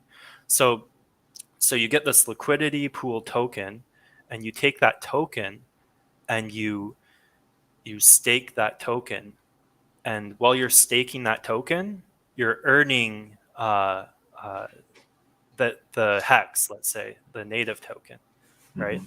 So why that's bad and why that didn't work out for Tornado Cash is because it just puts endless sell pressure. It kind of makes it a little Ponzi game, right? Where you're not really creating anything, you're not doing much, you're just giving liquidity so people can sell the token. But with our protocol, you're going to have people needing to not just give liquidity pool tokens, they'll also have to provide a secret note proving that they've made a deposit. So what this does is it actually helps our protocol by getting more users actually using it, right? So you don't want to end up with something like this where no one's using it and it's just empty. So I'm kind of staging it. So like for each one, when you deposit and get a secret note and you deposit with the liquidity pool, each pool will have a different return rate. And the more you deposit, the better APY you're going to be getting off of your secret note and that certain pool. Right? So there's people who, because if you're trying to say pass money through that is a larger amount of something through one of these protocols, it's easier to track that because the larger amount. So it sounds like if there's going to be another area on there where somebody could just go through and deposit into a pool for staking, whether they're trying to use the protocol to pass through to a clean wallet or not, but they could just put it in there to earn. And depending on the pool, and just leave it there for however long they want to earn yield. Is that accurate? Or are you thinking about it? Yeah, exactly. And then of course, there will be an expiry date for each secret note. Once you've, of course, used the secret note, or if it's just been sitting in there for too long, like a month, then it would expire. So people would have to deposit again. So that would keep the anonymity or the sets fresh, and it would really boost up the amount of people using it. It would increase the privacy. Wait a second. So if it expires, so say somebody puts in $1,000 into the pool, and you said that they use their secret like receipt pin thing to put this into the pool, Yeah. right? And then you said that expires after it's in the pool? Yeah, so it can expire after a month, and that just means like they won't get yield. They won't earn yield after a month. They'll have to withdraw and then redeposit because, as you know, once like a ring's passed, it doesn't. Let's say two of these people have withdrawn, so there's four sitting back here still. That doesn't help the new people depositing into the next ring, right? That just sits back there and doesn't do much. So what we want is more new. We want them depositing again, so they fill up Goes up quick. faster. Yeah, so they fill up quicker each time. We don't want people just having it sitting there doing nothing, right? So there's actually a use case built in to farming here, whereas with traditional farming, there's no real use case. It's just kind of Ponzi tokenomics, right? People are just after higher yields. But with this, including a secret note along with the liquidity pair token, it actually provides use to the protocol. Because it adds frequency to the rings. Yeah, especially if you. That's interesting. Is there real quick? I got to plug away at least a question or two here. So a couple people have similar questions. Does Hurricash? Hold on. There was one I wanted to say first. This one will be quick. My question is: do you have to give permission to this website? Is it just read only, or are you talking? Is he talking about this website in particular, or once it's live? Look, probably. This website is live right now. You can go to this link right here, and you can use it. Yep. So, we actually the permission on the website. Well, if you're gonna use the protocol, you got to give it permission. Yes. I know, but like, there's different kinds of permissions. Like, I don't know exactly what people mean when I know like you have to have permission to get on everyone, but like some there's read only, and then some it's like different. If we'll get into that at some other point if that question is not clear, because I don't really know the back end of that question too well, to be honest. Will there be a Hurricane Cash airdrop to the Pulse X sacrifice set as well as the Pulse sacrifice set? That was two people asked that same question. So originally we were just going to do it to the Pulse chain. And originally, to the Pulse chain, only people who sacrificed on the Ethereum chain. But now with all the dusting attacks, we're thinking of reconstructing that whole airdrop model. And when we launch, we want to educate users and kind of airdrop it on people who use the protocol. So how is that going to work? That's super interesting. Yeah, so basically, if you've interacted, we won't send it. We can't send it to your fresh address, but we can send it to the address that initially deposited to the protocol, right? So we could send you her tokens to your address. Your original address. So. Will you be able to use this with like Pulse X, like basically any token on a Pulse chain? So we're thinking of starting just with Pulse and DAI, and then adding her, and then eventually we might, if there's enough demand, we might add like Pulse X, Hex, and things like that. Okay. How long does it take to perform the whole mix? Monero usually takes 20 to 30 minutes, but once they have an exploit that let people track short time transactions. Do you understand? Yeah. So as far as the time, it's up to the amount of users using the protocol. And I mean, if there's a lot of people using the protocol, it's very hard to guess who withdrew. And even from a legal standpoint, you can't legally prove that that person was connected to the exit exit amount no matter what. You can't prove that. So from a logical standpoint, it's very difficult, and from a legal standpoint, it's impossible. Monero, unless you're someone's not using a VPN or something like that. But yeah. Is there going to be a way to send to multiple addresses? That would be a dope feature. I feel like a lot of people might be interested in. So like in the recipient here, I'm actually going to do, and just a toggle next to it, 50% or, 25, 50, or like, or maybe that makes it way too complex, like not something that could be happening. But I'm like, I feel like some people may find that interesting. I don't know. You have way more experience on this type of stuff, and I just thought of that as you were talking. I mean, nothing's impossible, like I said, but usually people who are using these things, they're kind of transferring one big lump sum to one new address at once. And even if you want to do that, you could just transfer the lump sum to a fresh address.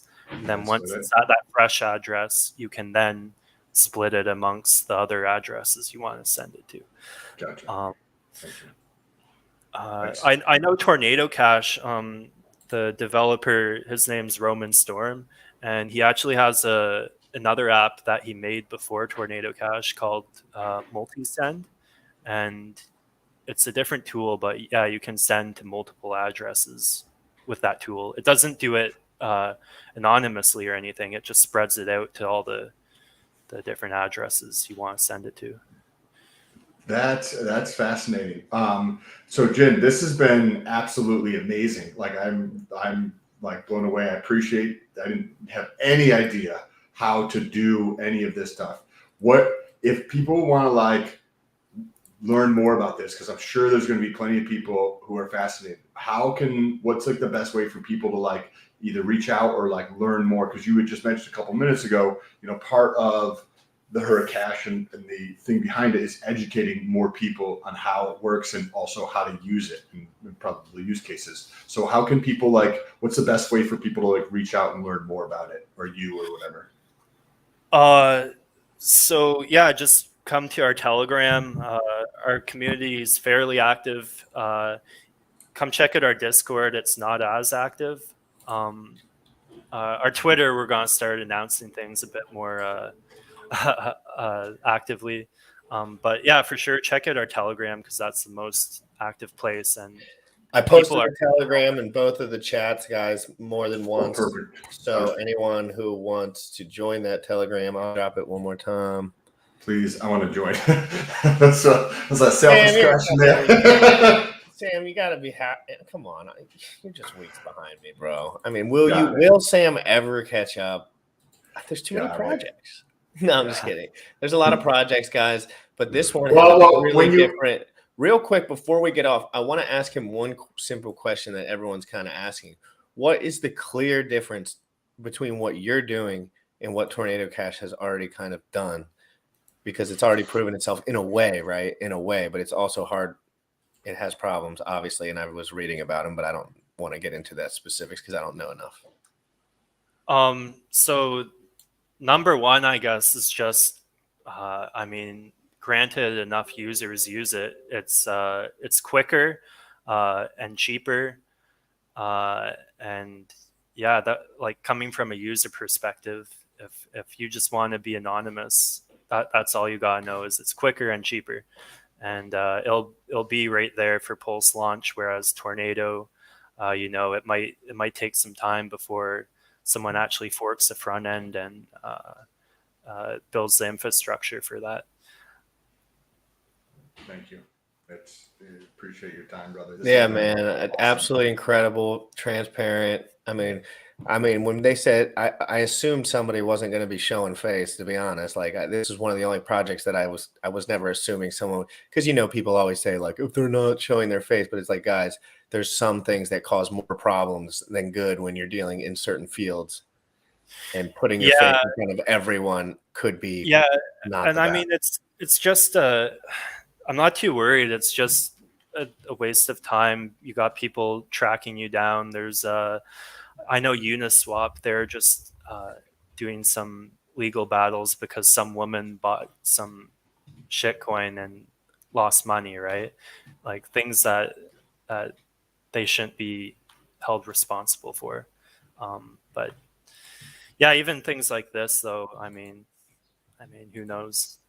Who knows if I'm even the person deploying it? You know, it could be someone else deploying it. I don't want to You say could it's be upstairs in my house right now. We could just be doing a little art, like, hey, buddy, you pretend you're a dev real quick. You know, like, you never know. Like, that's what I always tell people. It's just okay to be completely skeptical of others, but you have to just read the facts. Like, you have to be able to, and that's why, Yeah. because I was getting to the point, Jin, where I kept asking people questions and I kept getting different answers from experts, right? From experts that made me believe that they were experts through the way they acted. And then I asked a question and it's fuzzy, right? When I get these fuzzy answers. So I'm like, I'm gonna just have to learn how to code so I can at least read through some of these basic things, right? Yeah, and that's a good thing. It's good to be skeptical because, you know, in the space, people will just start sacrifices for projects that, you know, are total fantasy, and you know, or or things they just fork. But you know, I know there's some NFT projects that raised over like $200 million, and they come up with garbage, right? And then they just say, "Oh, sorry guys, we're out of dev funds," and they close shop and move on to the next thing. But yeah, and it's hard to know these things from a consumer standpoint too, because if you don't code, you don't know how to audit things. You don't know if things are real or not.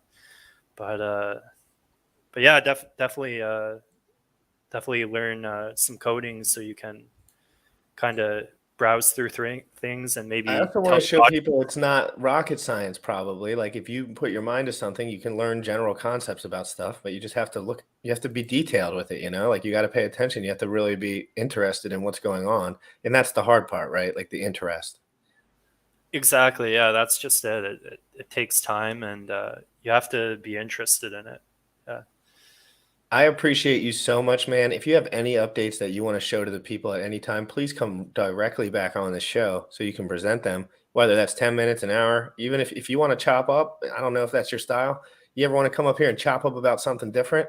Feel free. Yeah. I like guys that have big brains around here. Big brains. I'm not that smart.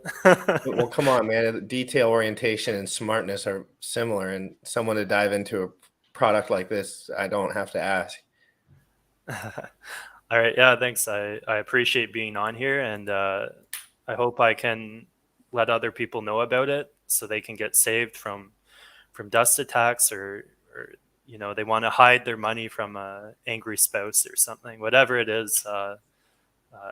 Yeah, I appreciate new users. So when it comes closer to launch time, and you're going out and you want to talk about how people could use it and save themselves with the GitHub stuff also, because like people are watching, right? There's probably going to be a post within the next week, maybe 700 people who've watched the stream. Not like that's a boatload, but also it's 700 people that can spread more of the awareness. And I think something like Hurricash, which can help provide that extra level of safety for a lot of people, I think that's a good thing to bring that to more people personally. So when you're ready for that, let us know, and love to have you back on, brother. yeah, sounds good, man. Good being Cool. on. Have a great day, Jim. We'll see you in the Telegram. All right, take care. Have a good one, man. Peace out. Sam, I'm going to ask you a couple simple questions, but first I'm going to use the restroom, and then I'm going to ask, well, you can give the audience any spiel you want, but I'm going to ask if it's possible, could you stay on for another 22 minutes? Yes. You could. Yes. Okay, because I would love to talk to you for 20. Cool. And, I'm going to pull up. pull up anything you got. I'm going to use the restroom real quick, guys. That was absolutely incredible. That was awesome. If you guys don't think that was dope, that I was locked in like a laser beam trying to do it in the background. He noticed that I was trying to do it because I was playing with it as he was going on my other monitor. And man, exciting stuff, Sam. Sam, you're going to be one of the only guys that knows about this stuff in real time before the government gets its absolute hands and ties in between everything we do. Therefore, you can front run your freedom by getting into these things before they have absolute control and decentralizing your own bank account with the tools that potentially you're using. And we're telling you here live. And you're also going to learn how to do some basic That's coding not your stuff. mic stand. Your mic's fine. You don't have to hold it. Your mic never changed. I've done that 3 or 4 times and I'm not even realizing it. The mic is right here. Okay. So he's going to run to the bathroom. I'm going to show you guys something for Twitter real quick. And then I'm going to show you that S-curve adoption, right? Because the S-curve of crypto is coming and it is absolutely insane. But you know what else is also absolutely insane? This tweet from Motley, where he goes, if you can beat me in followers on Twitter by July 30th, he's got over 14,000. If I can beat him by July 30th, the 90-day fitness challenge date, I get 50,000 hex. So if you want to help, if you enjoy this content, if you get value from this content, you want to help out, there's a link down below for Twitter. Jump over to Twitter, press the follow button, and then retweet something that you like. I'm talking about. I'm on there daily. There's plenty of shit. If you find something that I say that was interesting, retweet it so I can get more attention. Because the only way, I've got just crossed over 3,000 followers because of you guys. The only way I have a chance of winning, I need like 4,000 plus followers per month to be able to win. But the only way I can win is with your help. That's the only way. But when it comes to crypto and the S-curve, everybody can win. And I'm going to show you how to do that. But let's get into what the S-curve actually is first. So I'm going to pull this up to talk about what an S-curve is. And then we're going to look at some actual S-curves for adoption. This is the chart. You've probably seen this 1,000 times, right? In school and whatnot, right? It's like early innovators, early adopters, early majority, late majority, laggards, right? And you see this bell curve of adoption. When you stack these percentages, right? And you go from 2.5%, right? Then you add on 13.5 more, then you add on 34. This is just like the standard bell curve, right? You end up with this lighter blue line here, right? So this is when somebody says S-curve, this is what they're talking about. And when you look at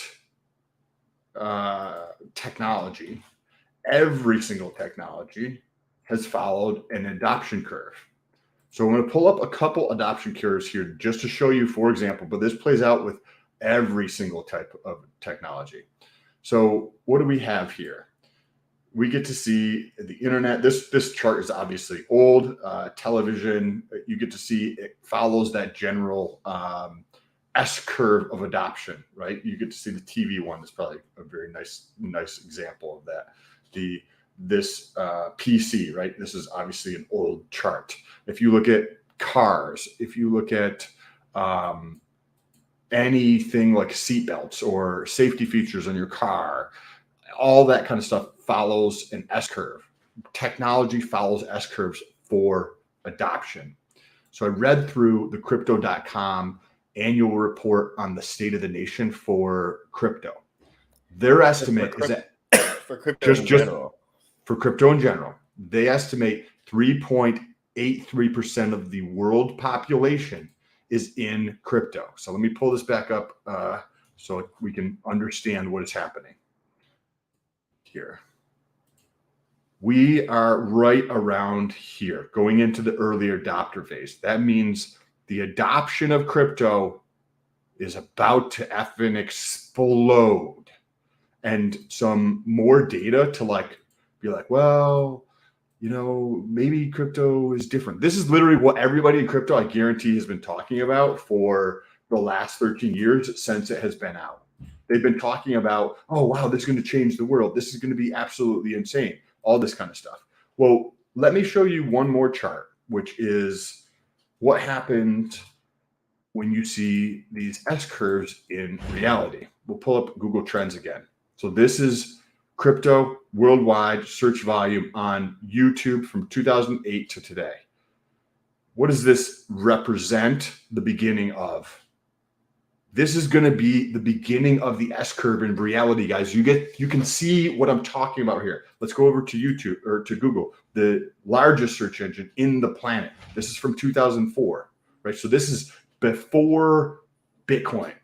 Before Bitcoin. Bitcoin came out in 2009, I believe. Before Bitcoin. So Bitcoin came out right around this time. There's no search, right, for that. And this is 2017 bull run, and then we set a new low here. We got to the spike here. Now we're going to set a new low that's way higher than the previous low. This is exactly how the S curve is going to play out. I literally saw exactly the same thing with Tesla. Exactly the same thing. That's why I'm highlighting this, because we're going to be taking advantage of this. We're going to be taking advantage of this S curve. If you get into crypto right now, you're going to be way ahead of everybody else, because everybody else is going to be buying after you. All these other people are coming in. We're currently at 4% of the world population in crypto, according to crypto.com. That's going to go up. My estimates, how many people do you think you've onboarded in the past year? Just say a number, whatever you honestly believe 30 it to is. 50. 30 to 50. Okay. Now, imagine on average, everybody in crypto just onboarded 1.5 people. They onboarded their spouse and a friend, right? But not everybody onboarded a friend. I onboard 2 people, right? The next person only onboards 1. So it's 1.5 people per person. When you do it that way, which I think is extremely conservative, you just said 20 to 30, right? I'm sorry, 30 to 50. Yeah, but I'm an absolute alpha male. Correct. So most people are not there, right? So when you just say people onboards 1.2, 1.5 people, we get to half of the world's population in crypto in 2026 or 2027. Think about that. I wonder if we could extrapolate that from the Hex users too. We could do a chart on Hex growth in general. And you could say if one person onboards 1.5 people, just like we could do this, we could really extrapolate this adoption curve onto anything. And the reason he's saying 1.5 is because it's very conservative. It's like, let's show you these parabolic numbers with the most conservative possible ratio ever to really show people like he's missing the mark by a lot. And Sam knows that. Like, we're trying to get the point across because it's way too epic. That's 26 or 27. That's 2026 or 2027 with goosebumps, conservative numbers. I believe it's going to happen sooner than that. We're at that beginning of that stage, guys. Nobody else is talking about this. I'm going to have a full video on all of the data because there's other data that I didn't cover and I didn't pull up. That video will be out later today. So if you want to check that, my YouTube is down below. Just press the subscribe, press the bell notification. And when that video comes out covering all the data around this, you'll be able to see, like, this is going to be an incredible time, bro. Like, this next 3 years, 5 years, as we transition to being half of the world population in crypto. Holy shit, dude.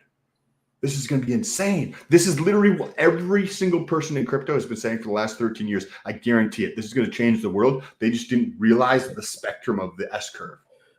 Well, I think it's like necessary for S curves to take out other industry too. Like, it's almost like they're two in the same, right? Like, you're collapsing an industry while you're parabolic. That's what, like, you know what I mean? That's what. Okay, I'm back. Has Sam rambled on about Twitter yet? Sam, do you mind rambling on about Twitter? Because I would like to know your take on Twitter. I don't know much about Twitter, but I watched a Twitter executive running down the streets of New York while people were harassing him because something about Project Veritas. Is that the right word? Project Veritas. Can you please summarize for Jim Rat a little bit about maybe some of the innards of the conspiracy-esque vibes?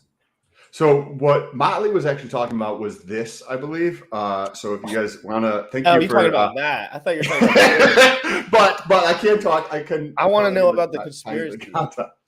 You guys go below to Twitter and just follow. He's taunting me in the comments. It's David versus Goliath, and he's just coming in here with his 14,000 followers, just trying to taunt me. Like, bro, you don't have a chance. So if you guys want to help out, jump down below. So, right, Elon Musk purchased Twitter, right? So we got Elon Musk buying Twitter, and then we have people on the one side of the spectrum saying that they're going to leave Twitter because it's free speech, right? That's literally some of the things that are going on. And Project People are Veritas. worried that they're gonna like forge together and somehow like take out fucking like have our opportunity within like have understand because they're gonna have all the information. They're basically saying they're gonna arb Elon and like turn him into the dark side, right? Is that possible? Like, what is this like? No. Well, What is the Veritas thing? Project Veritas is, do you remember 60 Minutes where they would do like undercover footage like back in the day? Like 30 years ago, I used to watch. Like my parents used to watch that shit. And they would come in and then they have like somebody asking you questions and there would be a camera there and or like it would be undercover, right? And you'd see like people getting taken down, right? So 60 Minutes used to be like actual journalism. Project Veritas does actual journalism like 60 Minutes used to do when they did stuff like that. And they do that to executives and people that are like doing nefarious stuff. In Twitter, there's a lot of nefarious stuff going on shadow banning people on the right, shadow banning people who have certain political beliefs, shadow banning people so that they are not allowed to, they're reducing their free speech on the platform. Yes, this is the clip here. I think you pulled this up. You want me to hold? Right. I'll be down. Ready? No, we're going to do it live. Yes, this is James O'Keefe from Project Veritas. I'm outside the stand-up comedy club in New York City. I'm pursuing a Twitter subject executive who is mocking Elon Musk here. Mocking Elon Musk with videotapes, a whole series of Twitter exposés that are going to be public. I interacted with him a few blocks away. He went into an all-out sprint into this comedy club where this Twitter person we have on hidden camera is hiding in the audience. The owner of the comedy club came out and told me that he is a fan of Elon Musk, the owner is, and invited me to go on stage. I'm not making this up. This is not an undercover thing. This is actually happening in New York City. I'm about to go on stage with a videotape of this Twitter executive and confront him again. This is live. This is not planned. This is awesome. I'm following this Twitter person. He's sitting in the audience. All right. This is hilarious. Where am I going? Oh, there he is. He's turned around. He's turned around. He's coming out. Cool. There. All right, so guys, what led up to this? Here we go. This is so good.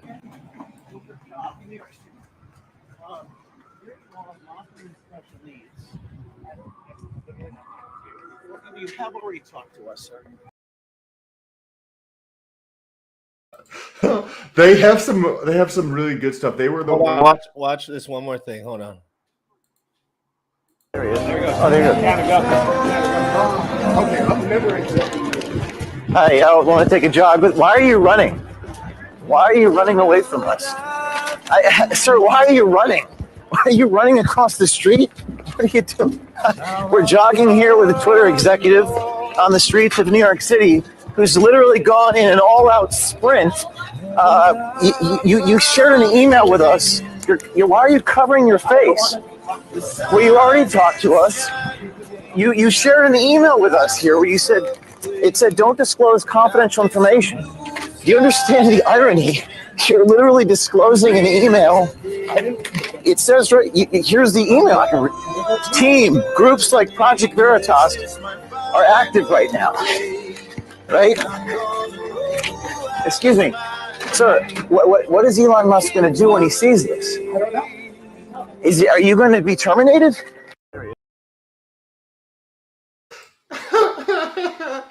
I enjoy their work. I support what they do. I support James O'Keefe. I've been following him. Why was he running? Where was he going to go?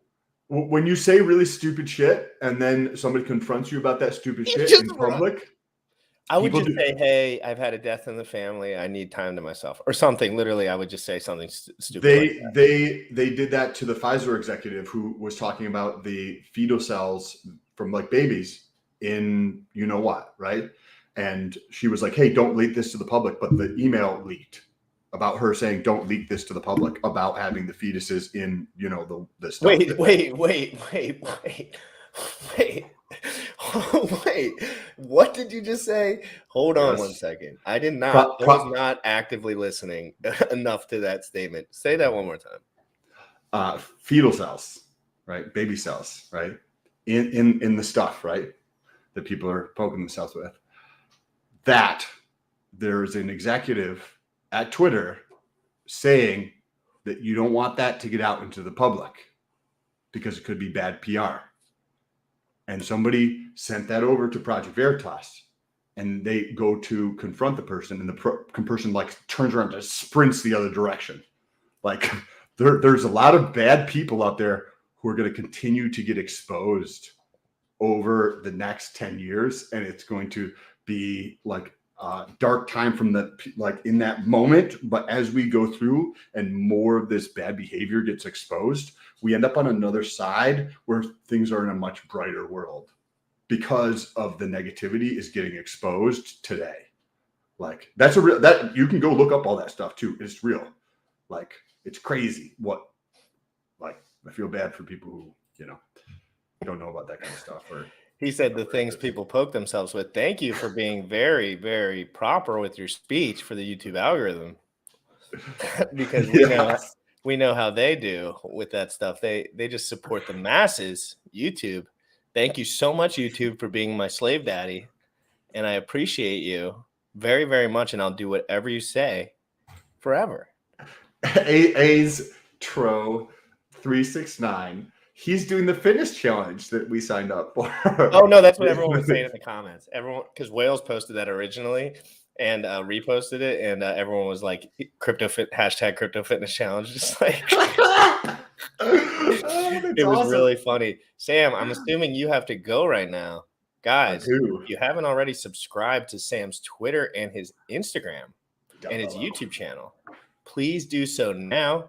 He is a crypto analyst, and it'll be in my bio later. It's already in both of my bios because I get shit done. And I like to pay attention to what I'm doing, so it's not in mine yet. Sorry, bro. I advertise for clout only.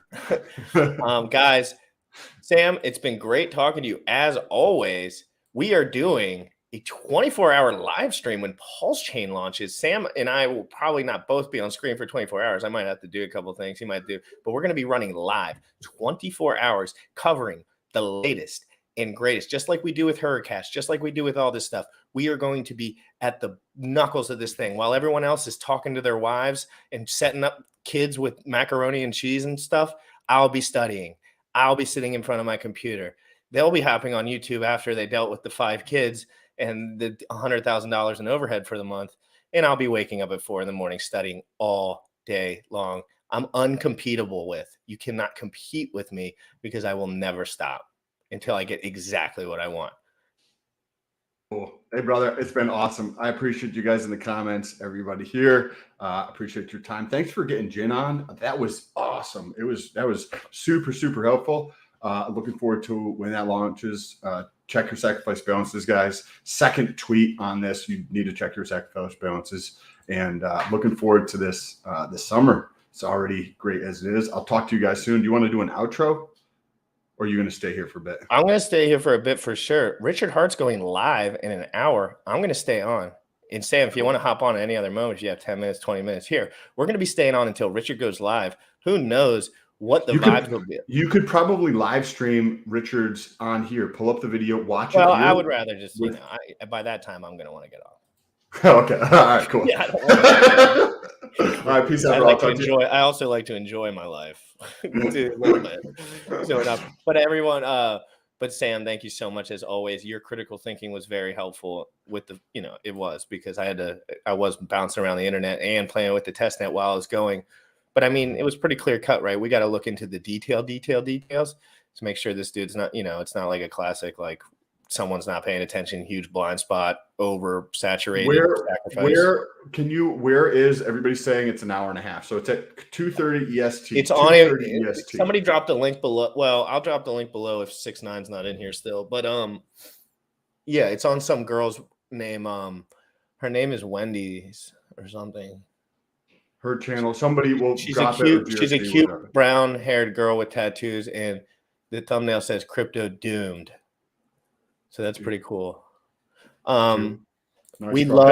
We love when Richard Hart goes live. Sam, thank you so much. Outro you out. Everyone, have a great night. Tricked you on that one. tricked you on that one. Guys, share this out. If you are in here and you have not hit the subscribe button, please, please, please do that right now. Share this out. I'm going to be sitting here. I'm absolutely locked in right now. I'm going to read an article. I'm going to read an article about Terra Luna. If anyone wants to come on and talk about Terra Luna or anything about Pulse Chain or PulseX or Hex or the overall markets in general, please let me know. Oh, he's also streaming on his channel. Cool. That'll be interesting to see the numbers, how they differentiate. I always like to check that because it's like the person that has 800,000 subs always has like a third of the overall. Hit the likes, y'all. Sam Biceps, 16-inch arms, more like 26-inch arms. Wendy's is always on with BitBoy around the blockchain. Oh, so Wendy's is one of those. I see. So this is more mainstream. Interesting stuff, guys. Interesting stuff. Let me throw some links around. I'm going to pull up an article. Actually, Bullish, if you're there, can you pull up that article? It was Richard's last 3 tweets on Terra Luna. It was just like an article. I want to read it. I could pull it up if you're not sitting there. Let me see. Let me see. Hold on 1 second.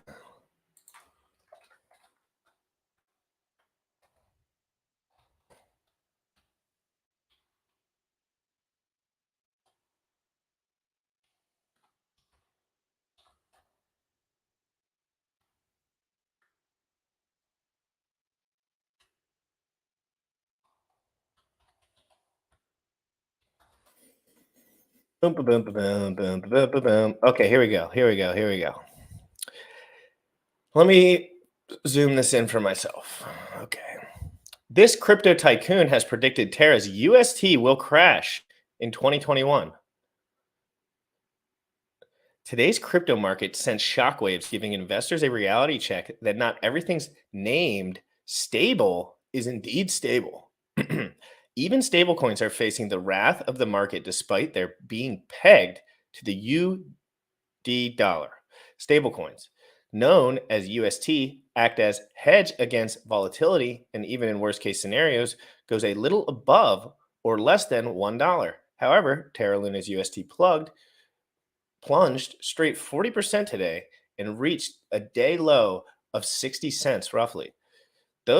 Though the UST is now recovering in price, the damage to its reputation and most importantly stability is done. Scroll down a little more. Is there anything else on that? Its native token Terra bled the most and is still bleeding as it slipped more than 48% in just a day. Terra is struggling to recover and might find it hard to claw back before trading in green. The market might take time to stabilize and several tokens could be buried deep in the red. And when they say several tokens, they mean every single token native to the Terra Luna chain. So they just let's make that a little more clear. Every single token native to the Terra Luna blockchain is absolutely in trouble. This crypto tycoon predicted. Who is this crypto tycoon? Richard Hart. Right here. Stay right there. Scroll up one bit. Stablecoins are digital money built on Ethereum platform and is designed to stay at a fixed value. The volatility is minimum with few ups and downs, even if the price of ETH changes and is pegged to the US dollar. However, today's scenario was a fact check that the market can topple even stablecoins, which are pegged to the US dollar. Guys, so then we're going to be talking about why. Why is that? You always want to ask why, right? Crypto tycoon and the founder of Hex, Richard Hart, had predicted in 2021 that stablecoins can lead to total destruction. He predicted that stablecoins are not safe and they trade all your good ones for the bad ones, leaving with the valueless ones. So interesting, guys, the way that Richard Hart kind of was breaking this apart because he knew literally what was occurring. Think you're safe? You might not be. If you deposit 2 kinds of ETH stablecoins to a pool to try to make yield and one fails, the market will trade all your good ones for the bad ones, leaving you with valueless ones. That is exactly what is occurring right now. What seemed conservative can lead to total destruction, he had tweeted. So that's the same with all of these pools that you think are stable, Maxi, Hex, everything like that. Things can happen, guys, in general, just in general. So here, go back to that for one second. Yeah, and then he tweeted that out. Funny, funny, funny stuff, guys. Not funny, actually, not funny stuff. Actually, really not funny stuff. Funny stuff isn't he called it, and it's kind of funny, but in general, really not good when people lose all their money being misled. In general, we don't agree when people are misled and then lose all their money. I was in a Terra Luna chat with 900 people, and they were all misled. It was clear. They were, they were led to slaughter by bad actors within a system that did not protect themselves and have the foresight to see these bad actors, and or they've done it within themselves. So it could have either been them or bad actors within the protocol. But these are things that need to be addressed beforehand. Now the Terra Luna people are acting like it's like we were attacked. It's like, oh yeah, everyone's attacked. Everyone gets attacked. Every human. Have a great day, everyone. Going for a walk before the RH stream. Great to see you, Sandy Beach. Thank you so much. In that Twitter space. Yeah, I was in that Twitter space last night. 900 people all getting liquidated at the same time. Absolutely some of the weirdest things I've ever seen. I mean, some of the craziest things I've ever seen in crypto were in that chat last night. In the rationalizations that people were making were truthfully scary, to be honest. RH is going to say a lot about the crypto space crumbling all over the place. Yes, he is. I completely agree with you. Good work, GRC. Thank you so much, Tyrannosaurus Hex. I appreciate you. Compliance, great to see you. Stylist19, hit the like, y'all. Wendy, is always, RH stream link, blah, blah, blah. And move down a little bit. Crazy. Any links anyone wants me to look up of any sort, let your boy know.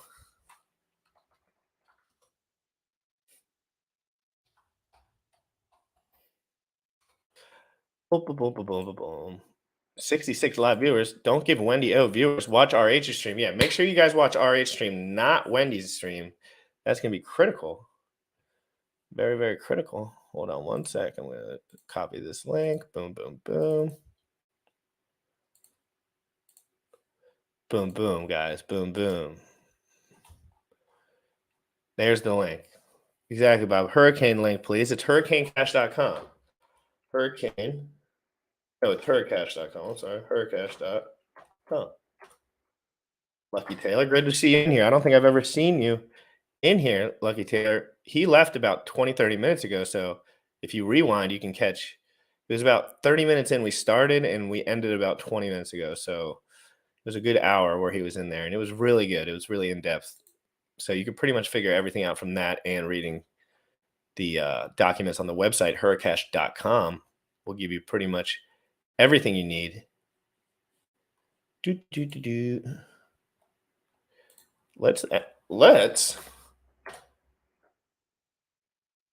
real quick, just gonna send a couple things out, guys. I'm so sorry. I can't look at two screens at once because I'm a noob. And I don't want to switch my other screen because it's set up with the chat already. Boom, boom. Copy link. I'm going to try to stay on. I never stay on here by myself. And I think it's also important that I do kind of learn how to stay on here by myself. Guys, go ahead and share this tweet right here. If you have not subscribed, thank you, Monica. I really appreciate that. I'm watching on my Daddy RH channel. I'll be watching on Daddy RH. That's for sure. Thank you, Lucky Taylor. No problem. You're doing great, GRC. Always look forward to your show. Thank you so much, Monica Mofit Meals. You're doing so great. Share this out, guys. Bob, what are you doing right now? Bob, are you working or are you in play mode? Work or play, Bob? 1 for work, 2 for play. James Harbaugh. Great to see you, bro. Looking thick, looking like a middle linebacker. Guys, if you have not subscribed to this channel, that's not cool. And I have an Instagram account that I also am very active on. I will drop that below real quick too. While I'm up here, I got time to kill, guys, and I'm by myself. This is pretty cool. I'm actually enjoying this. Thank you so much, PVM. The show's not over until RH goes live. Then I'm going to take a nap, and then I'm going to go to the gym. Guys, if you haven't, go to my Instagram and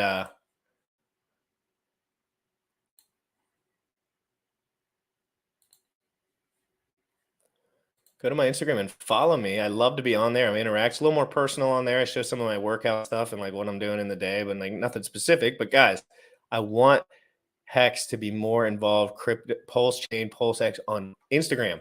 Instagram is important. I don't care if you don't like Instagram. Just make a burner with the stupid picture on it, and go follow every single Hexagon on there, including me, because I can push a little bit in that arena. If I get a little motivation, people get active over there, but I post all this stuff. There's not that many people over there. It's like, what? I'm going to throw my treadmill in front of the TV and be ready to watch RH in 1.5 hours. Murky, your thing is straight. What do you think about raw milk? I've just started drinking it, and it's awesome. Raw milk? When you say raw milk. What about TikTok? Yeah, I have a TikTok too. I haven't been looking at it too much, to be honest. I'll drop it in there though. But I mean, yeah, I'm active on there too, to be honest. I have a sweet page. I've been posting it. TikTok was the first place I ever posted any stuff. So on Hex. So like about a year ago, maybe a year and a month ago, I was posting my first TikToks about Hex, trading all my BTC for I traded all my BTC at 57K for Hex at 2 pennies. Yeah, that's when I started dollar cost averaging in. So it was really good. Oh, straight from the cow. I don't know much about that, bro. I ain't got it straight from the cow like that up in here. I got it. I'm sure it's good. I mean, like straight from the udder. RH will be streaming today with all smiles in his predictions of the Bitcoin top. UST crumbling in his pulse chain, coming alive soon. Let's see if we can invite a couple people on. Let's see. We're going to allow someone spicy to come on, but we're not going to necessarily know which one it will be. So this should be interesting. Guys, make sure you smash the like and share this out while I get this all situated for the next hour push. I'm doing a 24-hour live stream, guys. I have to pee again. Darn it. It's so frustrating, the whole peeing thing. When you're streaming, I didn't. Raw human milk. Family-friendly show. Let's hope it's from the cow into a bucket first. Then you have at it. Now all I can do is imagine a bunch of Hexagons sucking milk from the udder. Spicy Crypto Gains Club. I hope everyone's doing good. I really do. You know, this has been an awesome. I've been streaming for about 60 days now, and it's been absolutely incredible. You know, I'm getting way better at researching crypto, so I'm really excited with my progress, and really excited about my abilities within this arena. I think I misgauged the abilities of the other people in this arena, and now I'm like, okay, I'm just gonna push hard because we have to be right, banner, so you can. Whoop, whoop, whoop, whoop, whoop, whoop. Yes, I know. Hold on one second.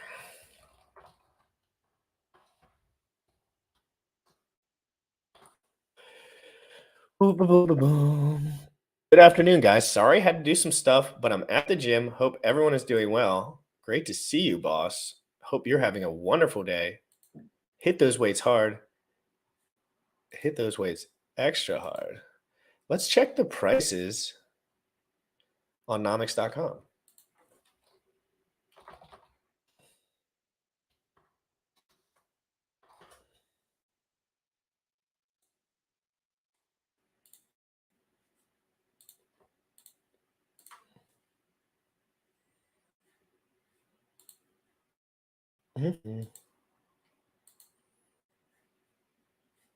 Let's see here. We got Bitcoin up big on the daily. Are you kidding me? Pump Central. Go long. Let's see how everything's holding up in the green today. Anyone with a little bit of money is just dollar cost averaging in right now, saying it's probably a good time to buy. Might be the bottom. Probably not. Cardano, 66 cents. Holy smokies. Remember when that was at $2? Get wrecked. Hex, last year, 365 days ago, was roughly 2.5 pennies. That's over 1,000% on the year. Guys, pay attention. Binance, USD, looking good. Terra USD. Oh, wow. I didn't know that number was allowed to be around that. USD, 90 cents. Something's not right there, guys. Dogecoin. Polkadot. I bought Polkadot at $46, I believe, due to the great advice from a paid group.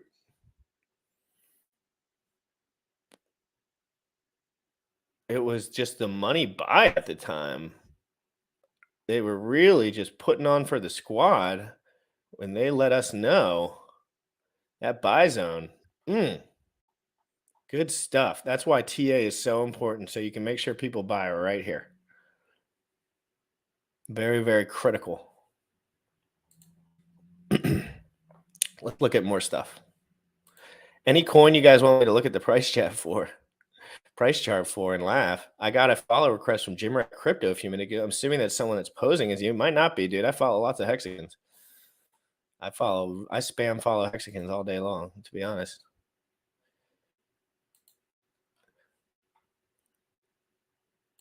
Let's look. FTX token. Well, what is the regular Terra token? Let's check this price chart out. 41%, guys, on the daily. Holy smokes, guys. I knew it was 46% last night, but I guess it matched. Golly. Not good, guys. Not good. It never had its correction, I guess, you know? Wow. Incredible. Incredible candles. What's it back at? 30? I can't even see the candle in the frame.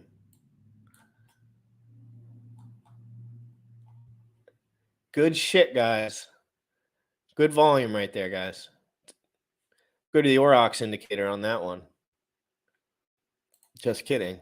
It's going to zero. No, I'm just kidding. It'll probably recover at some point, but Lord have mercy on my soul. Oh, God.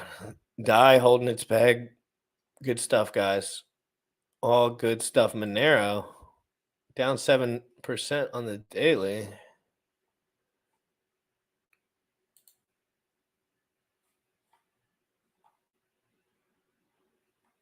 Oof. Mega red candles, guys.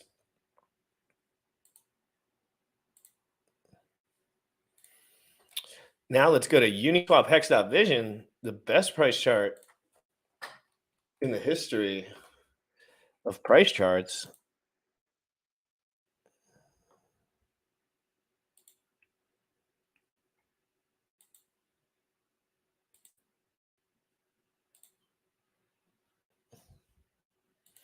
Come on, load up. Are we loading up? Took the L, but look, guys, look at this price action here. While everything else was Hex is just making separate situations happen. You know what I mean? Like, we're getting these mini pumps. We're holding ourselves up. People get more excited about buying Hex because the opportunity is just greater. When you buy Hex, you have a better ROI in general. So people are going to want to buy it more. Plus, they stake it. They can't sell it. Guys, immutable code. Richard Hart, you're an absolute genius. Fucking animal. Richard's an animal. Guys, I'm going to use the restroom real quick. I will be right back. I'm trying to follow 555 Hexkins. Let me make sure.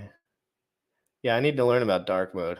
Jim Rad, I'm not much of a shiller, but if you are looking to learn Web3 coding, I'd recommend Ivan Tech's Morales Academy, unlimited video courses with practical work and support forum, $75 a month.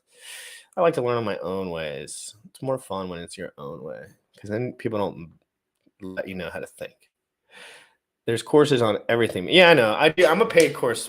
I'm a paid course master, guys. I'll be right back. I got to pee real quick.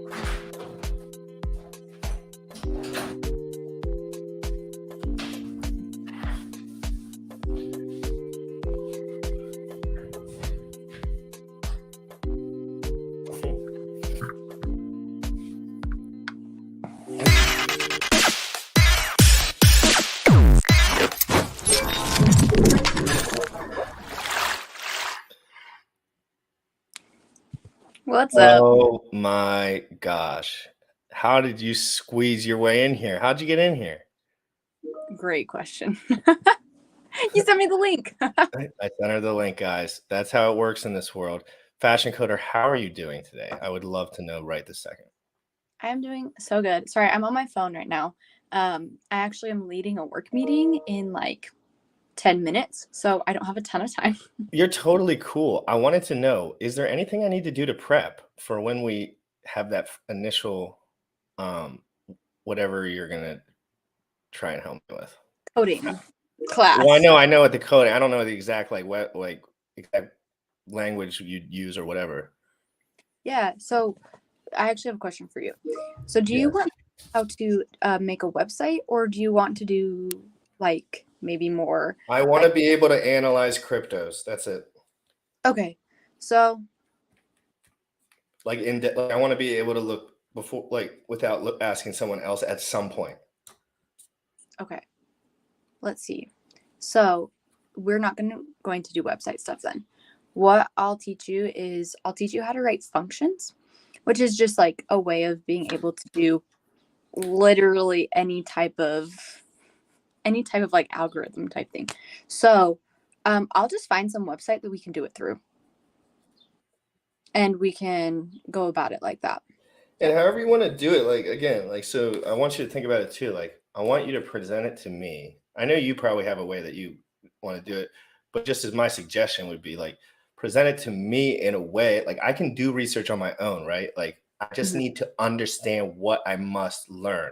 You know what I mean? Like, because that's the hardest part for me. I'm always serial researching, right? But sometimes you get led in a direction that might not necessarily be where your head should be. So you're like wasting time, right? So I like to just, where should I be focusing? Like, what are some of the things I should be focused on, along with like, obviously the specific parameters. Yeah, totally. So I'm going to teach you how to do like a very basic code.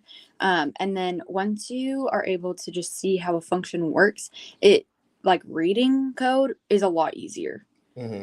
So we'll do something super basic, and then maybe we can dive into some open source code together too and read through it. And I can tell you what I look for. And maybe I could show you some of the projects that I need to look into, and we could talk about them as like, because I know what I'm looking for, right? Like I know exactly what I'm looking for. I'm looking for those moments, like where's the burn, like what's the burn function, like where are these specific things, like because you always want to see like where are things open-ended. Like I understand the parameters around all these things, I just don't know how the physical coding works. I really understand like there's so many openings for stuff. And then the other thing that I like in general that I've been learning and wondering about is like when someone makes their stuff totally open source, they're kind of leaving themselves in a way in a complacent spot because they can always kind of update, right? Can that make things on the back end, like people be more lazy because they know they can just fork the thing? Ooh, I actually feel like it makes it so they actually aren't lazy. They have to have their code all together to be able to have it be open source, right? Because if someone's going to go look at it, then they really have to have like their crap together, right? On their code. And so, I mean, you know, someone could go in and fork it, but within like coding, there's always this talk around like, why would you reinvent the wheel? And so having open source projects is an amazing thing because then you can just go in and make something better. And I feel like that's a good thing. And it means that people aren't going to be lazy because first off, they want to have the best product immediately, having an open source product. So they'll make it as good as they can up front. But then, of course, like there's things that you can figure out like, oh, like with Ethereum and Ethereum 2.0 coming out, it's like, well, there's that. But then we have the Pulse chain network that's going to come out, and they were able to fork off of Ethereum. So it's kind of like, it's a good thing. Now you guys spaz out in the comments. When she gets in here, comments go absolutely parabolic. You're getting a lot of love in the comments, Fashy Coder. Thank you for coming on here for a minute and letting everyone. I think this was a good because we needed to talk at some point. And then RH said he was going to stream, so I'm probably going to watch that at some point. But yeah, you're getting a lot of love. But you can go on. Sorry. Oh, So that's basically it. Open source is really good because it gives the project a lot of credibility because there's nothing to hide because it's all right there. Yeah, but then I get worried because like it's like so much marketing and branding involved, right? Like people don't know. So like guys like me maybe could get a beat on it if we were studying all the time. But like for the average user, right? Like they're just going to go with the brand name that's most popular. And they don't necessarily know that it's been 2 years since the guys really put in hell to coding it, right? And then it's like all these new guys like me come in and they're like, we could do this better. We could think about this in another way. And it's like you have 2 years of lull followed by someone else with like aggressive marketing and like entrepreneurial hunger. And that's how things like Terra Luna, like aggressive marketing, very aggressive top 10 listed on everything. But fundamentally, people just didn't look far enough. I asked about Terra Luna on here a couple of days ago, and I was like, it's just counterparty risk central. That's all it was. It's a great protocol, centralized basically. And the first thing it says on the top is decentralized protocol. And it's just not the case. But I don't know what I'm talking about. I was geeking out all morning. So what is your, like, as far as what you know about crypto in general, like I know you're learning as you go, obviously, like everyone, including myself. Like I'm just learning every morning, like literally all I do. Where are you at as far as like, do you still have blind spots as far as like the way everything works? Or do you kind of understand in a general way, like obviously new things come out, but like, do you feel like there's a lot of mystery there still for you? Or you feel like you can pick up a new concept, like right on the spot almost? Oh, that's a great question. I feel like there's still a ton of blind spots for me because there's just so much to know. And I feel like you can't like know all of it. But when new things come out, like when Maximus DAO came out and Hedron came out, both of those things were really confusing to me. I literally had my dad explain them to me like 10 times each because I was like, I don't get this.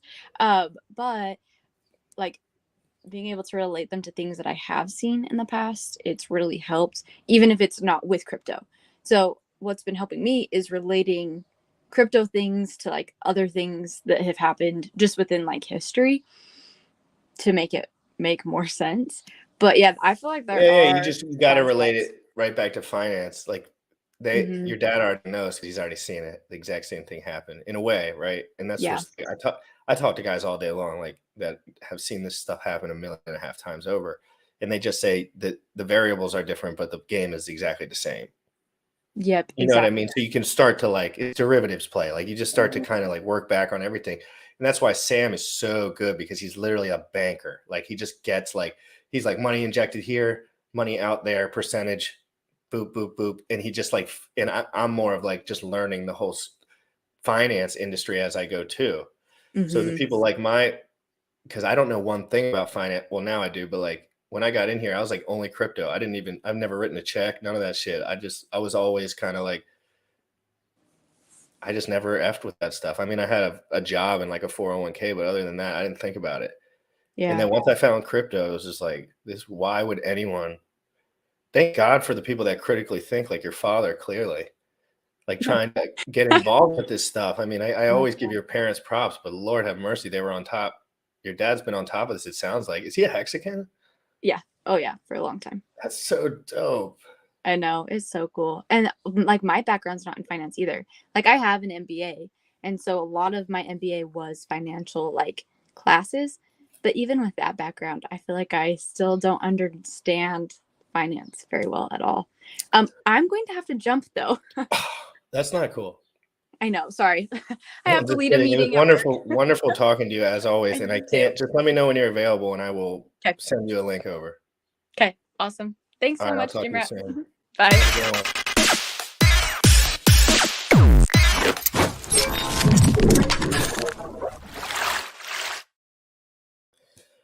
Oh God, isn't she wonderful? She just lightens up the room, doesn't she? But she's an asset. You don't understand. She's as smart as a whip. And you know, I'm like a scout for smarts. Like I go around finding smart people. I'm like, she's easy on the eyes too, which is nice. It's nice. Okay, take it easy. All right, let's look back. I actually want to. Damn it. There's a couple things I want to look up, but I can't specifically remember where I was looking at the information. So give me 1 second. I wish I could say whatever I wanted on here sometimes, because there's this stuff I want to talk about, but I'm pretty sure I should not talk about it yet. Not that it's stuff that other people are doing, but I don't know if the press. I don't know if I should give it any press yet, because I don't know what it's all about. You can probably guess what it is if you are savvy. I'm going to post this tweet real quick one more time. If you guys want to share this out, I'm staying on for another hour. Hell yeah, I get another hour here. Viewers dropped quick, bullish. They're just getting a drink. You know that. They weren't sticking for her. They were sticking for Jim Rat. Nah, she's so lovely. I can't even hide it. She's absolutely wonderful.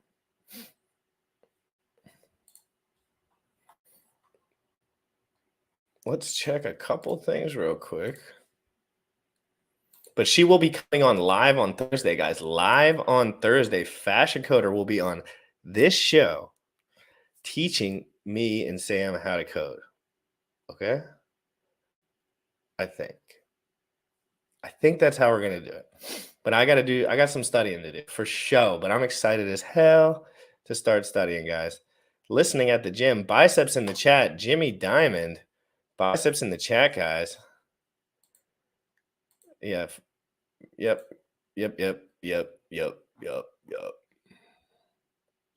Who else wants to come on? Let's see. We got another hour to burn. I'm excited, guys.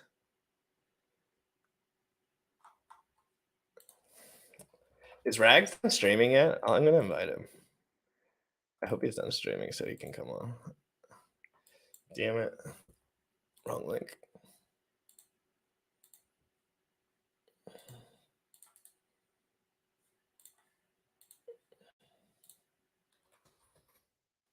I'm just sending out a few links, guys. Just give me 1 second. I have trouble talking while I do it. I'm still getting used to it. Let me think of some thought in my head.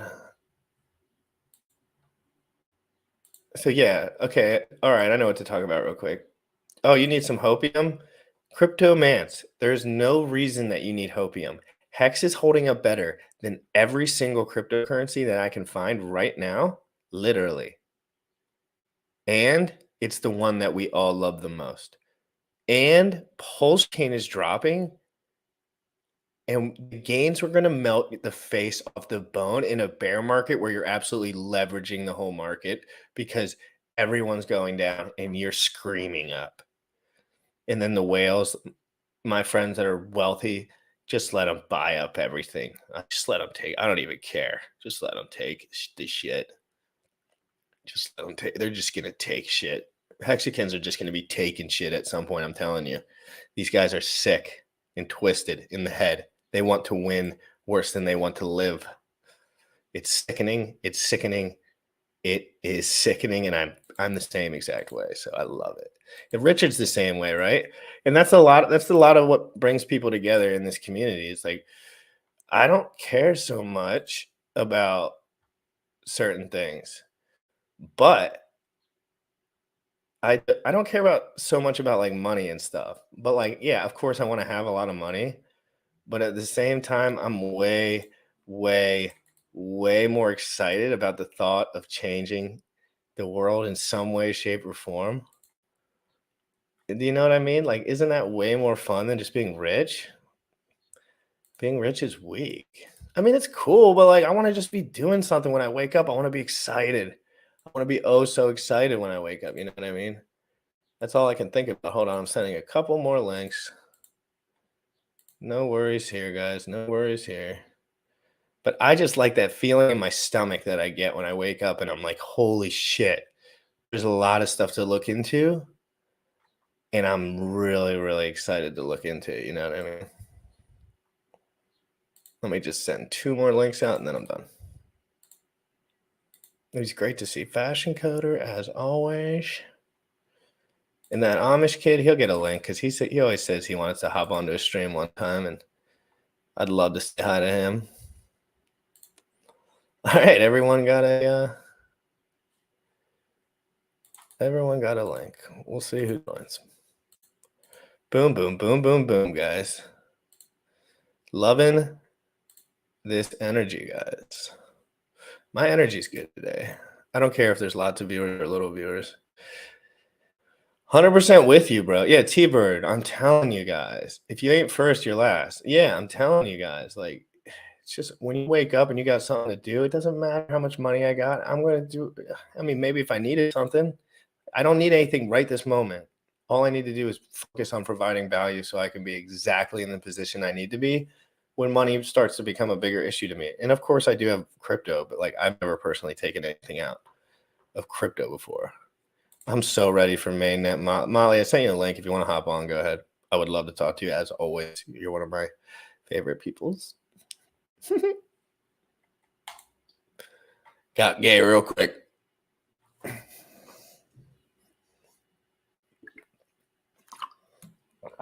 Just say no to Uber. I'm excited to see who's going to come on. Someone's going to come on because I sent a lot of links. It could be a hodgepodge. But who came on first? Let's see who comes on first. Jumping up top. Bullish, how have you? Bullish, if you're still there and you want to say hi, I think he might have left. But if you want to say hi before you go, everyone loves hearing from you. Hi. What's up, dude? How you doing?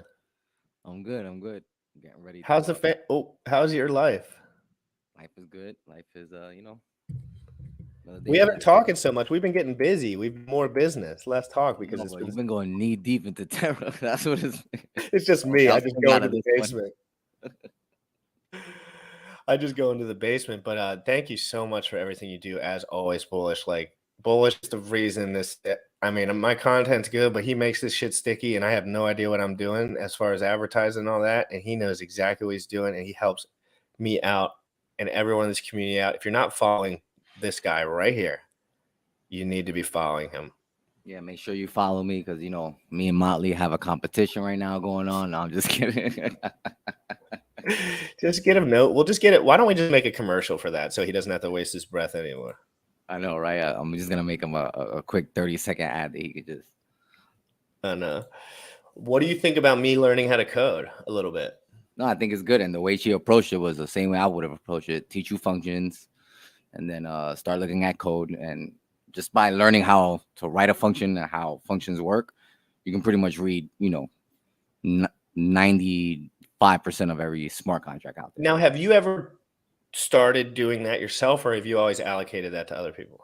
No, I've done it myself, of course. Like Web 1, especially Web 2. You're writing a lot of functions. So that's like kind of common. Yeah, that's easy peasy. Like when all this stuff comes out, I look at even though I don't know Solidity, I just understand a few languages. So when I read it, I understand it. In your opinion, what do you think I should be keeping my eyes on as far as stuff to learn? Maybe like anything. Well, the thing is, what's your ultimate goal? Are you actually trying to like? I want to be able to be the first one to look at a understand- project and look at the code and be able to interpret it. Yeah, so the way she's approaching it makes total sense. Learn how to write a function, how to read a function, and through there you can pretty much read most contracts and understand what's going on. Now, when it comes to contracts that use different code, what the hell? Well, for the most part, unless it's on a different chain, it's all Cardano and Polkadot use different code. Right, but again, most of it is mainly functions. Again, if what you're interested in is, smart contracts and stuff like that, you don't need to worry about that stuff. Just understanding functions and basic Solidity, because I'm going through that process now. Like I'm transitioning from Web 2 full stack over to Web 3. Yeah, no, for sure. This is really not just from like a understanding, more from like a building perspective. And my first pet project, as I'm learning, is going to be postchainscams.com, and through that process, I'll learn blockchain analysis and bring that over to code and automate it and try to spot certain things within code and smart contracts. Motley says stick with EVM. So so basically by sticking within the Ethereum protocol right. code, it'll be easier for me to just continue from there because I'll be covering Pulse Chain for the most part. Yeah, and most of the stuff are EVM based. But yeah, exactly. Since it's Pulse Chain for the most, it's EVM based, which is Solidity and exactly what she's going to be teaching. You said exactly. Oh, so yeah, she's going to teach you. Look, when you look at like any basic smart contract, it's mainly functions. And what's a function? Do this, do that. Yeah.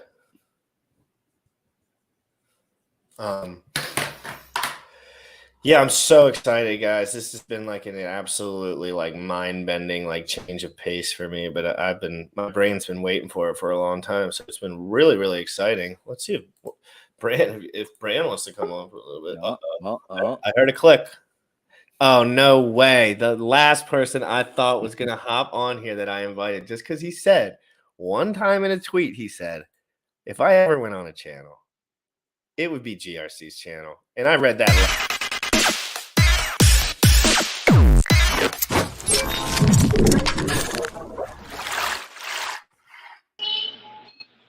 What's up, man? Can you hear me? Dude, what is up, my guy?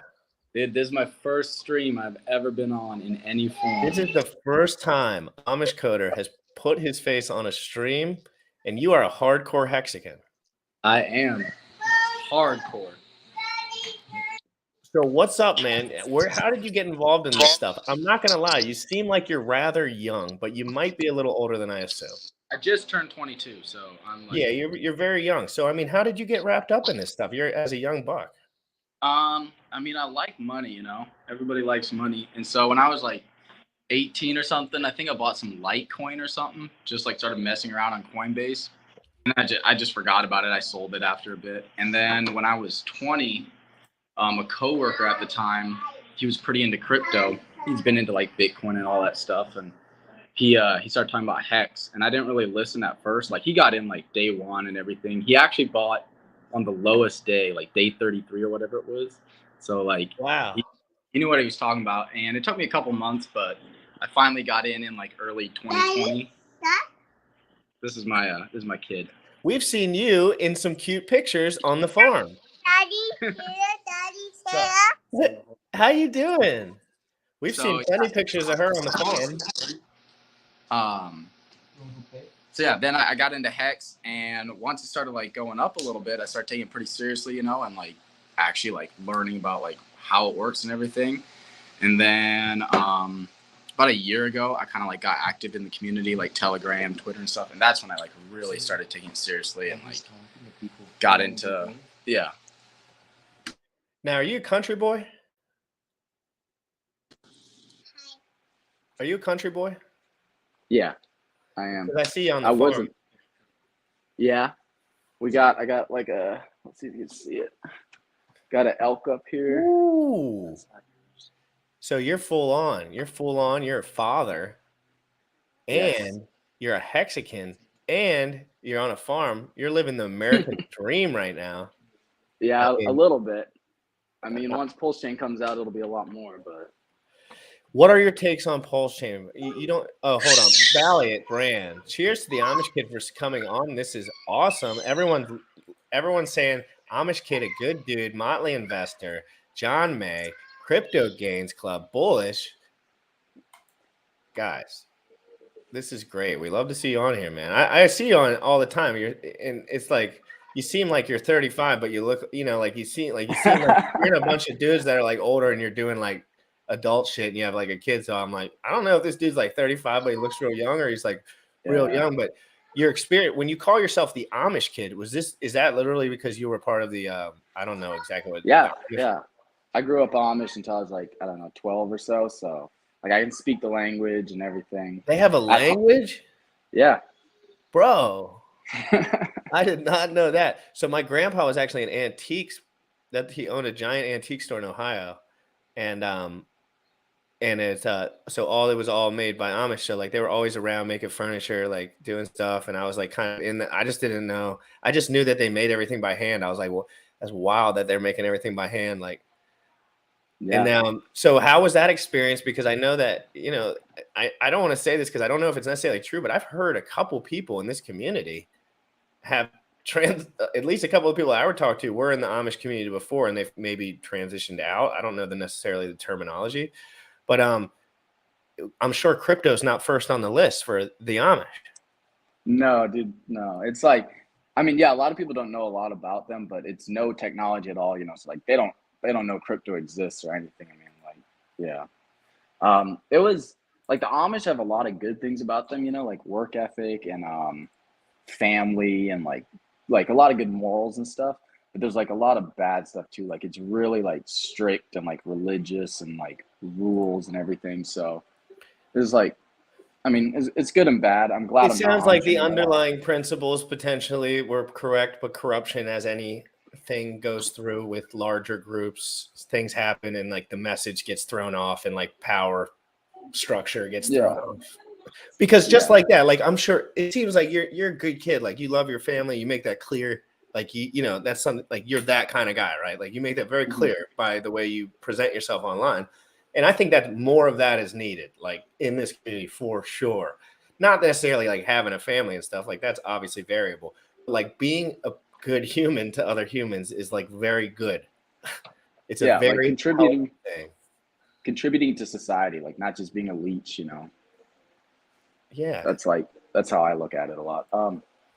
But yeah, like I think the main reason my family left was just they wanted more freedom, you know. And then it's kind of funny because that's like a lot of like what Hex is about is like freedom, you know. Like almost everyone in Hex that gets it and is in the community, like that's their main thing is they want freedom. Like they want to be free of like, you know, whatever it is, financial strains, the government, everything. It's time. Yeah, time. It's time. I just wanted to be free from like, they were basically looking me in the face. They're like, you're a 20-something-year-old man.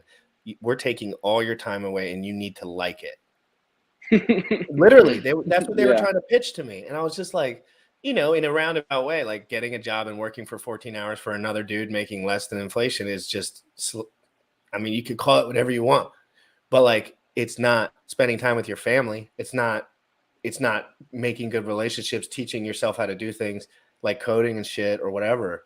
Like it's none of that. It's just a waste of effing time most of the time. Obviously, there's like people that are super hyper driven and can work past that. But for the average person that I've noticed, it seems like they don't give an S about what they're doing. Therefore, they don't. It's not because they're dumb. It's just like they don't care. It's like, why would you care if you were working at T-Mobile? It's hard to. Yeah, and then you get like people medicate with like, you know, different things. They just scroll through social media then so they don't have to think about stuff, or they watch TV at night, stuff like that. So they just like they don't even realize that they're just like slaves for the next 50 years basically.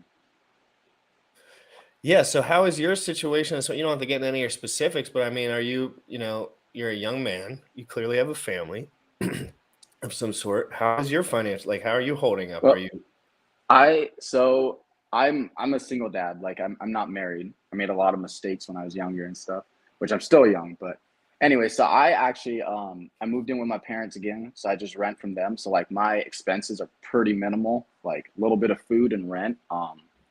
So I have very low bills. And then I kind of just like currently I just do just enough to pay my bills kind of. So my dad has like a roofing company and I have uncles that have companies. And so like I'll work here and there just a bit, kind of get by.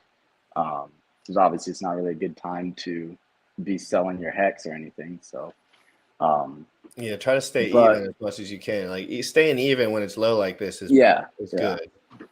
And then once Pulse Chain comes out and it's been out for a bit, then I'm going to be using like the loan protocols, like liquid loans, fiat and stuff. And you're going to be tuning into crypto in the morning to make sure everything's safe. Yeah, for sure. Before you use any loan protocols. I want to get into some land, like some actual tangible property stuff, but like it's hard because you just got to be patient now because like there's no way you can make as much money doing anything in the real world as you can in crypto right now. So it's like I want to go out and do actual stuff, but I'm not going to make as much money as this. So I guess I'll just keep sitting on my hands. I mean, yeah, when you're 22 and I'm 28, it's like the same. It's similar in crypto because it's both pretty young. It's like if I could just wait this out for a couple of years and just not lay low, but just be like a good dude and like keep my hands to myself and not make any ginormous. Because you know we're guys. It's not hard to fuck up. You start a business, do anything. You go under. You could get another girlfriend, and you know shit goes sour. You could do this, that, the other. Move in with somebody. 150 things you can do wrong, and there's one thing you can do right, and which is most of the time nothing. Like I am very successful in a lot of ways because I'm very, very, very patient. Like I don't care if what occurs today. I do not care. If somebody was like Pulse Chain's coming tomorrow, I'd just be like, that's sick. I'm so excited, but like let's get on with the day. I have things to do. We need it tomorrow morning. I'll be focused on that. Like, you know what I mean? So I just want people to get in that mode. Like when I wake up in the morning, the last thing I'm thinking about is my bags. I'm thinking about what I need to be doing. Like what is your goal? What is your purpose? And as you get older, obviously too, it's like when I was 22, dude, I was too emotional about a lot of the things in my life.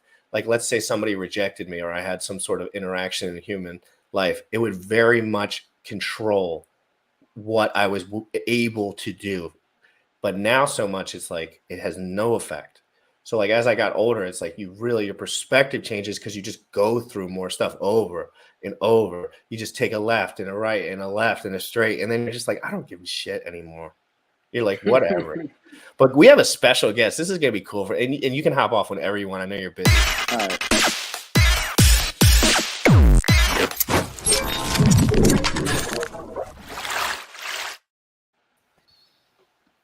Boom. Whales only. What up, homie? You see that Crypto Fitness Challenge Twitter executive? He's participating, running away from the that guy today. Yo, how funny was that? I never seen a guy. What a game plan! Like I'm gonna run. I'm gonna do a brisk jog away from like every fear in my life, everything I've done wrong. And it's like, where are you going, bro? Yo, that was crazy to see, man. I What could does not that believe mean? my Can I eyes. ask you what that means? That means that they're all caught with their hands in the fucking mass, as we like to say. Right? Like they're just all caught right-handed, bro. So all they can do is like hop, skip, and jump like a little girl and hope nobody notices that they're caught. I Does this mean, have any implications for us? well, eventually what's gonna happen is that these tech giants are gonna be, it's gonna be clear that they're just bad actors, right? And that the government is, I mean, it's already on record. This is already public record that there are third party connections to the government and big tech, and their censorship requests of whoever is bugging them that day. There's no, specific person. It's whoever they decide they need to silence, or whatever message they decide they need to silence. Like this is on record, on public record. Like this has been exposed in courts. So this is not not a theory. It's well known that these people are out here watching what's going on in the public sphere and saying, "Hey, Twitter, shut that guy up, shut that girl up now." Literally, what's happening. And that's, of course, a breach of your First Amendment rights. But what happens is that the government skirts around it by getting big tech to do it because they're all in cahoots. So it's all one and the same. Crazy, right? It's just like we're never gonna know, right? So we just have to build our own shit. It's basically at that point. It's like it's just like there's too many pieces, there's too many emails, there's too much collusion, there's too many big tech. It's like we have to try as the richest people in our communities, like in moving forward, if Hex is moving as parabolically as I assume it will. It's like we have to decide. And just like I was listening to Wales or someone yesterday, I think it was RG3, talk about legislation. Wales always talks about legislation too. It's probably RG. In getting involved, right? Mm-hmm. And like I think that's way more important and doable than people think sometimes. 100%. Although it's very difficult. Still very difficult. Well, I think what it is, step number one is what? Education. Right? I mean, I used to be a 20-year-old knucklehead. I knew nothing. Look at me now. I'm no different than any of you guys. And that's what people need to understand. I'm not some special guy. I don't got no fucking Harvard degree. None of that shit. I'm just some regular guy. And people need to understand that. I will say that every day because that is important for people to realize. Because I apparently have all this power or whatever the fuck. I don't got no power. I just give it to you how it is. I'm giving you information as it is. I'm not giving you misinformation. Like Terra Luna guys. Right. Misinformation. No, it's a direct example, right? Because those are sharp. There's sharp individuals over there. I'm telling you, I've spoken to them. There's some sharp guys over there with a lot of money, but they were led to believe that counterparty risk does not matter. Isn't that so stupid with big fat bags on a protocol that you have to go through a little bridge to get out of? It's ridiculous, bro. It's What like sense they does that set make? you up to die, Mm-hmm. and you couldn't read between the lines. It's crazy, Wales. It's been blowing my mind, Wales, just because this is the first time I've experienced this. But this is why I say what I say, right? What happens when people first find this space? They run into all of the Furus, yo, and it's a whole army of them. It's non-stop Furu City. I mean, do you know how blessed you guys are to find Hex this early on in your existence? Like, even if you don't live to be 40, like, you will, like, imagine you still can squeeze out a 15-year That's a stake. good point, Amish kid. I'm 37, bro. I'm at the door knocking on 40s, right? Like, this guy is going to fucking bust out a 15-year stake before he even hits 38. That's disgusting. See? And there's power in that. And this is why education is important. When I was a 22-year-old kid, yo, I was a dumb fuck. To the umpteenth degree, I was not the person that I am today by a smidget. Sure, I knew some stuff. I was capable of reading, da-da-da-da-da. But my head was so up my ass that I couldn't see I was getting in my own way every time. And this is what we do as kids, because we think we know. We don't want to listen to shit. And we don't know a damn thing. Even as an adult, I don't know anything. Because when you're 20, you're not an adult. You're not an adult really until you're 35. True story. Some of us mature at different. Some of us mature at different ages, different rates, right? Yeah, but you know that. It's just like it's like, in certain parts of your life you have different roles, right? It's like in this, you just have to take on the role of the time you're in. Like, I know right now I have a lot of opportunity because I don't have any social overhead or family overhead, right? So I just know, I'm like, this is a good position for me. I'm going to take advantage of it. But there's going to be a time where I have to switch that game plan up for certain. It could be 2 years, it could be 10, But you got to find that point in time when when you think it's time for you to make that move, right? When you found your success, whatever your success is. Because if you want a specific kind of life, you have to give it to yourself. Nobody else is going to give it to you. And I think that that's one of those things that, a lot of people miss, because you kind of gotta control that. Nobody else can control that, because your life sucked until you made it not suck, right? Oh my God. Yeah, it pretty much was a decision. Like, I said, instead of crying, I'm going to grind at a goal. Like, at the first time I was like, you know what? I don't care if anyone likes me anymore because everyone already hates me. I'm just going to grind at goals now and see what happens. And then you start to get those wins under your belt. And you start to see, like, oh, I can do this, and then some other people can't do this. And then you can add on top of that and just keep adding instead of always just like grinding in place, like just in the mud. That's right. I mean, and it's easy to constantly be in the mud, right? Because all you got to do is make the same stupid decisions over and over and over. And those are the decisions that are easiest to make. Because they're the wrong ones. And the wrong ones are typically the ones you make. I know. What do you think about this RH stream that's coming up with this chick that's all over BitBoy? Well, she's low IQ, so we'll see. And no expectations from me. So will she not be reading directly from some sort of print? Probably will.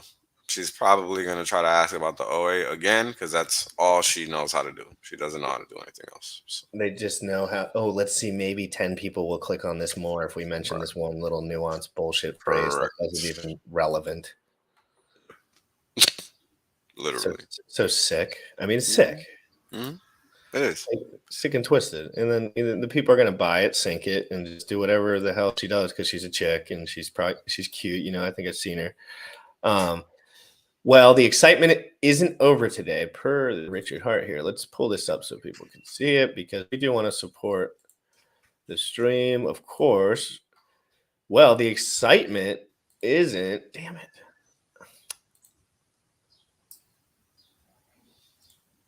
Well, the excitement isn't over today. Per the Hex community, I will be live with Richard Hart Win Tuesday, May 10th, 11:30 a.m. PST, which is 30 minutes from right now. Make sure you have your alarm set. We got her versus 10 years before Richard. They could update the picture. I mean, Literally, that was a decade ago. Literally. And he still looks good. I mean, it's not like he aged hard. Like, he looks No. pretty good. Why don't they just freaking get another picture of him? Like, how lazy and how creative. I mean, come on. I can already see some bleak in my mind, you know. But you know me, I'm a little bit critical on the bleakness. On the bleakness. I hate false value, dude. There's just nothing that grinds my gears. The promise coin space is full of that, my man. Yes, promise coin space is full of that. And that's what's hard for people to realize. You know, this is why we have to be sure to provide, you know, the right information, because otherwise people are just going to get ransacked, whether they want to or not. So that's why we have to do what we do. It's not about choice. It's because it's the right thing to do. So, as far as this Terra Luna crash, the stable coins, I'm just going to ask you straight up. Okay. There's some people are already calling the algo stables an issue for whatever, whether it's FUD, not FUD, blah, blah, blah, whatever. Obviously, some have kept the peg, some have not.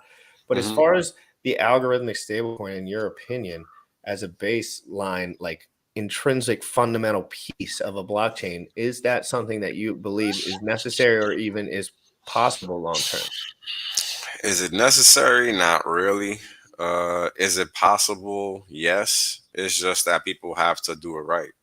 Why do these so-called stable coins that are algorithmic, quote unquote, fail? They fail because they're really not algorithmic. That's the catch. Because if they were algorithmic, why is whoever's behind the UST able to just pull the plug on the backing of it?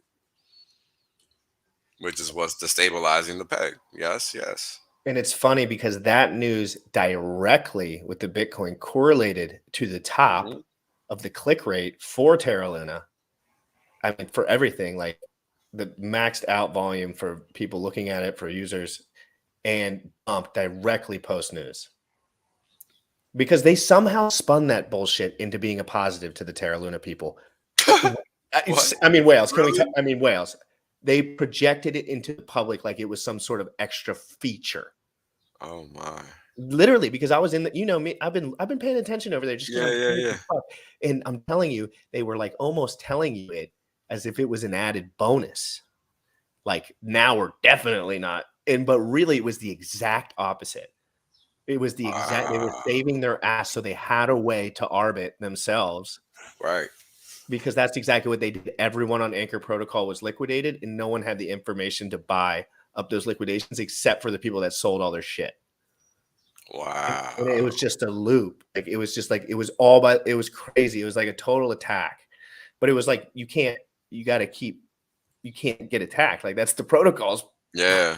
You know what I mean? Like, Richard's, if it's Richard getting attacked and him being like, you know, guys, we got attacked. That's rough, man. Sorry, guys. It's like, what? Like, it's this code, you know? Like, this is not. So I think have you seen that video of that guy really digging in? Like, it's a minute 30 video of the guy talking about the reason Terra Luna failed. Have you seen that video yet? No, I haven't. I'd love to pull that up because the dude's really sharp and he just says it right out. And it's just really clean. And I want to see what you think about it. I'm going to pull it up. Gold Key tweeted it last night. Maximus, absolutely melting faces. Hate to mention that again, but absolute face melter. I've been enjoying my life. Ever since I Molly's comment is stupid. Damn, I come back and he turned into whales. Yeah, that's what if that was you and like you switched over for 1 second and Amish kid. like you can't return Discussing how the economics make. Do you want to know the worst part? Sure. It's broken at a more basic level than we've even discussed here, right? Like, we're discussing how the economics make no sense, but like the actual protocol design for the cryptocurrency makes no sense. And Do Kwon and Terraform Labs can effectively kick other nodes out of consensus for like the blockchain itself. So in order to be a validator on Terra, like on the Cosmos chain that's actually running all this, you are expected to participate in the Oracle voting process. To help make this easy, Terraform Labs has provided their own Oracle price feeder that you can configure in your validator that will automatically post the numbers Terraform Labs gives you to the chain and vote on them for you, making the entire process vastly more simple. So, The vast majority of oracles have adopted this. What this effectively means is that no one else can run a different price feeder now, because if they vote out of band, like different from what Terraform Labs Oracle price feeder is suggesting, they will get kicked out of consensus, even if their number is right and Terraform Labs' number is wrong. And this exact thing has already resulted in erroneous liquidations on Anchor, the lending platform. And wait, I'm not done yet. Almost all of those liquidations were bought up by Terraform Labs, who was front running it because they didn't need to wait for the Oracle price to hit the chain because it's coming from their own feed. So they knew to immediately start bidding as these were liquidated before the values were actually posted on chain. It's when there was this massive multi-million-dollar liquidation. Terraform Labs is the one buying up all those collateral from the people they wrongly liquidated. It's fucking Arthur Hayes running a prop desk. That's funny. You on mute, brother. You on mute. When someone really breaks it down, Wales, it just reminds me again, like, I don't like counterparty risk. Mhm. And when people, that whole project was basically like, accept us, like, except if you're going to have counterparty risk, do it over here. And like, and I always tell Sam this because he's new to crypto. And I'm like, hey, you see how you could have been making 19% on this protocol for a year, and you would have been absolutely liquidated, thinking that you were on a protocol that was reliable because it was up for so long. But when you came the time to actually take your funds out and everyone's running to the door, you cannot. Mhm. Period. Precisely. And that's what people do not understand about what is going on. I mean, look, I've had this conversation with multiple people within the community, and they think they know what they're talking about, but they don't. And it's this simple. Anything that uses an oracle, turn around and run the fuck away. Why? Well, what just happened to these guys? Well, what just happened to these guys is everything fell apart because the only oracle that mattered was the oracle that fell apart. Only one oracle mattered, and that was the one that Terra Labs was running. That's exactly what the guy said. Right? That's exactly what he said, and that is what caused everything else. That's what caused a domino effect elsewhere, basically. So when you think about it, what is cryptocurrency meant to do? To remove counterparty risk. What are these guys out here trying to do? Reintroduce it in every way possible. So whenever you see it, run away. That is not cryptocurrency. Simply stated. Yeah, blockchain technology, guys. A lot of us are very passionate about this because a lot of us made it here because we wanted to escape the reality of what the financial institution was doing, and it's just being recreated, right? And no one's bringing the attention to it other than us. Correct. And it's like, we don't want this. We might have enough power to do it ourselves, but if our voices work and my vocal cords are working, I'm going to preach exactly what I'm doing to the people because it's the message more than the actual coins. You know, it's not always about the coins. Just like you were saying, that's a 22-year-old man we were just talking to. It doesn't matter what coins he's holding at this moment. It does, but it doesn't. Because if he understands this information intimately, he is set for the rest of his life. Then he doesn't. Then it doesn't matter what coins he holds because he's going to pick the right ones. Right? And this is what people don't understand. Imagine a future where it doesn't matter what coin you hold because you're just holding an actual crypto. Mm-hmm. I wouldn't mind that.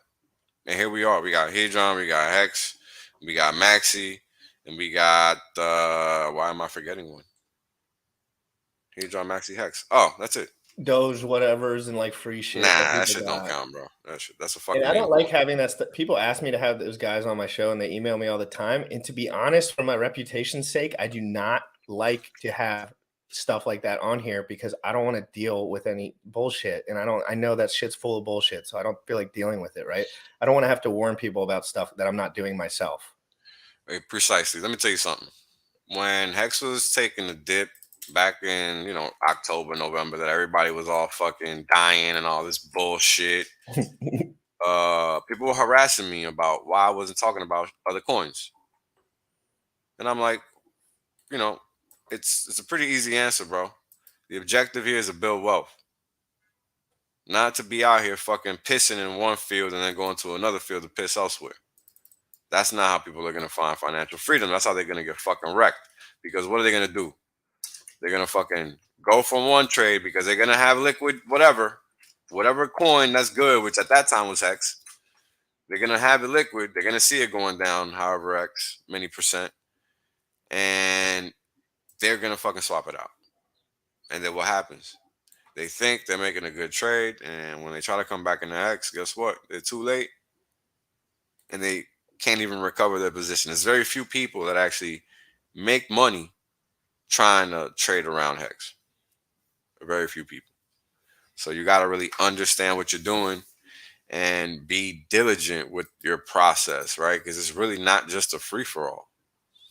I mean, look at all the people that were hyped about Hex at 20 cents. And I'm here like, yo, y'all need to calm down. Everybody was so hyped about 20 cents. For what? You don't expect 50 cents to come back, that you want to dance about 20? Or hold on, you want to dance about 10 cents, 11 cents, 12 cents, 13, 4, every fucking cent move you're going to dance? Like, who? Come on. Have some class. It just shows you their cards. Yeah, they're ready to dump. They're ready to do something. They're ready to do something, and they're ready to click a few buttons. Yeah, I'm gonna go on ahead and call it a dump. Because what's the hype? Real quick, let's read this Terra website to see how much misinformation is actually given on the front of a website. I haven't even read this yet, but I'm assuming this will be basically wrong in every way, shape, or form. Programmable money for the internet. Okay. Spend, save, and stake like never before. Terra is a public blockchain protocol deploying a suite of algorithmic decentralized stablecoins which underpin a thriving ecosystem that brings DeFi to the masses.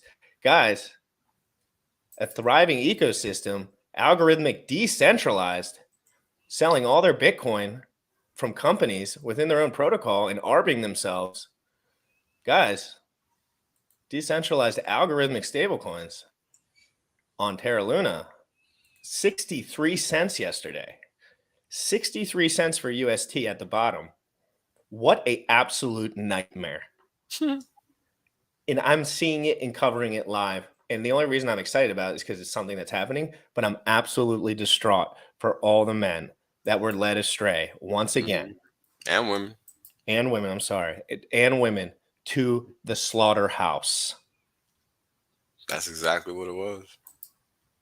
While they support it and spread it all over the internet with their lack of understanding at a fundamental level. Completely.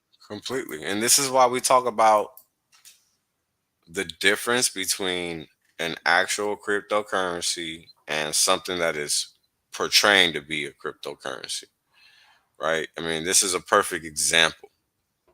If there is middlemen involved, oracles involved, anything that is not directly tied to the chain, guess what? It is basura, trash. And that Terra Luna example is a perfect example of that. Because what's happening? People are here pretending to be basing things on mathematics. Pretending. Just like we have people pretending to be staked. And what are they doing? Dumping fucking Hex the whole way down. And then crying about it on fucking Twitter to boot. It's hilarious. And these are the people that are getting wrecked. And these are all the same people that are going to get left behind when we're at fucking $50 laughing all the way to the bank. And they're jerking off in their fucking little bathroom. Can't figure out what happened and where they went wrong. Because they're too busy looking at the short game. And not focusing on the bigger picture. And we're all guilty of doing it. But it's a matter of realizing that you're doing that. Like you always mention a point in your own personal life where you thought just interpersonally that your relationship with racism was holding you back from learning certain things in your life. You mentioned that to me once, but then you completely have switched that. And that's something you always mention. You're like, I had to reevaluate that moment in my life.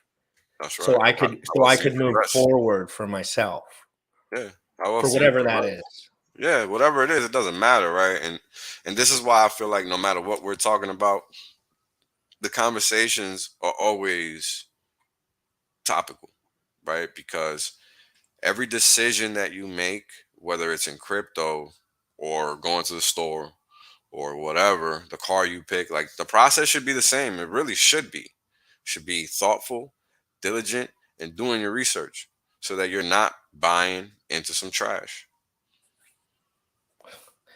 And everything out there is trash, guys, for the most part. So like you have to understand when you're getting into the space, you need to be very intentional with what you're doing, and you need to look at literally the numbers a little bit. Like you have to observe, like all you have to do, Wales, to be good at crypto is go to any actual decent site where everything is listed at least somewhat right. Click last 365 and there'll be one thing in green.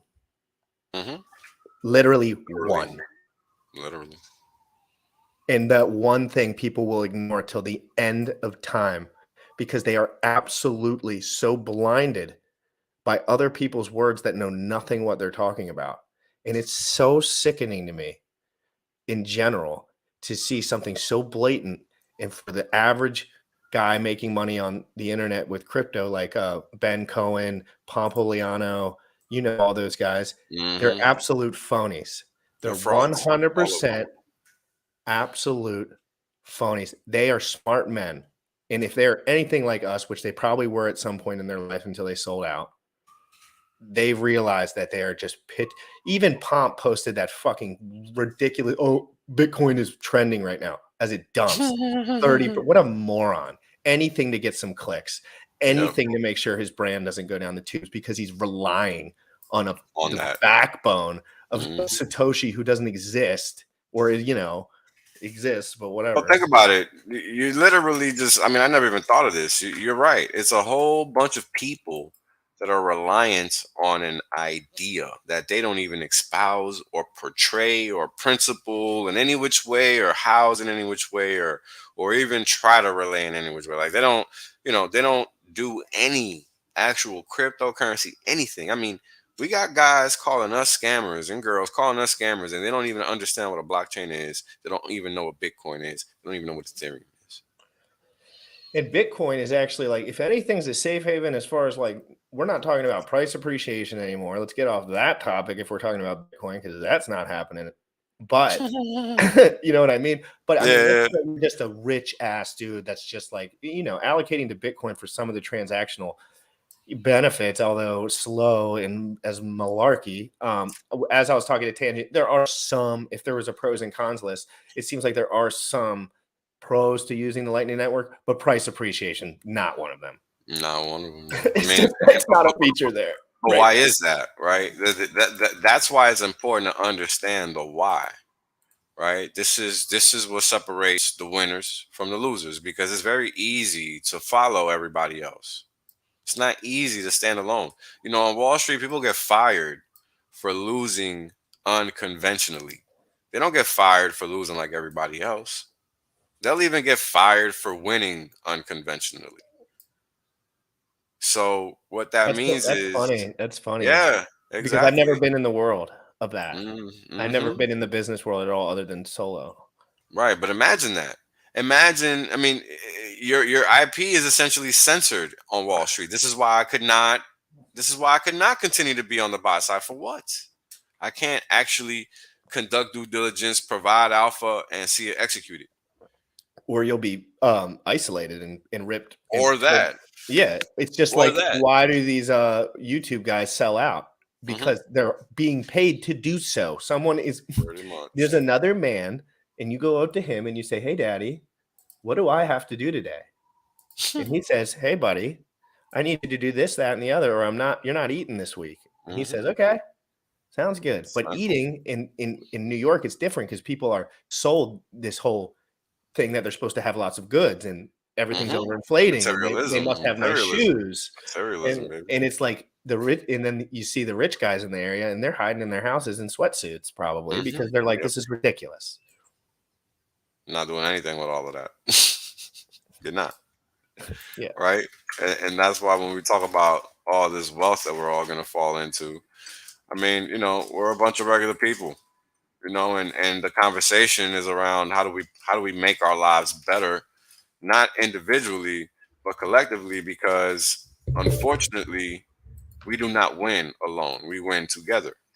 whether we want it to be or not. I mean, why do you think Rich has gone out of his way to essentially create a community? I mean, who else live streams for 8 hours on end, answering random questions? You know, nobody just does that. You know, that's not normal. Like I've never seen that before, right? Like you don't see that.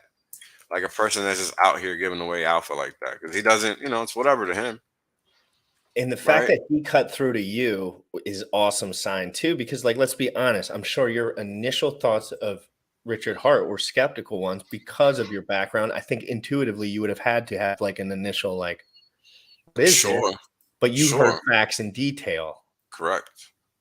Correct. So I known Richard Hart, or I known of Richard Hart since back in the day, since back in the early Bitcoin days, because you know there wasn't really people streaming or anything like that, so there was only very few. Um, and ultimately, he was one of the few people that made sense back then. But you know, ultimately, I left the space and stopped paying attention to it because I was on Wall Street. I was busy. I was trying to learn. I was trying to get my crap together, so to speak.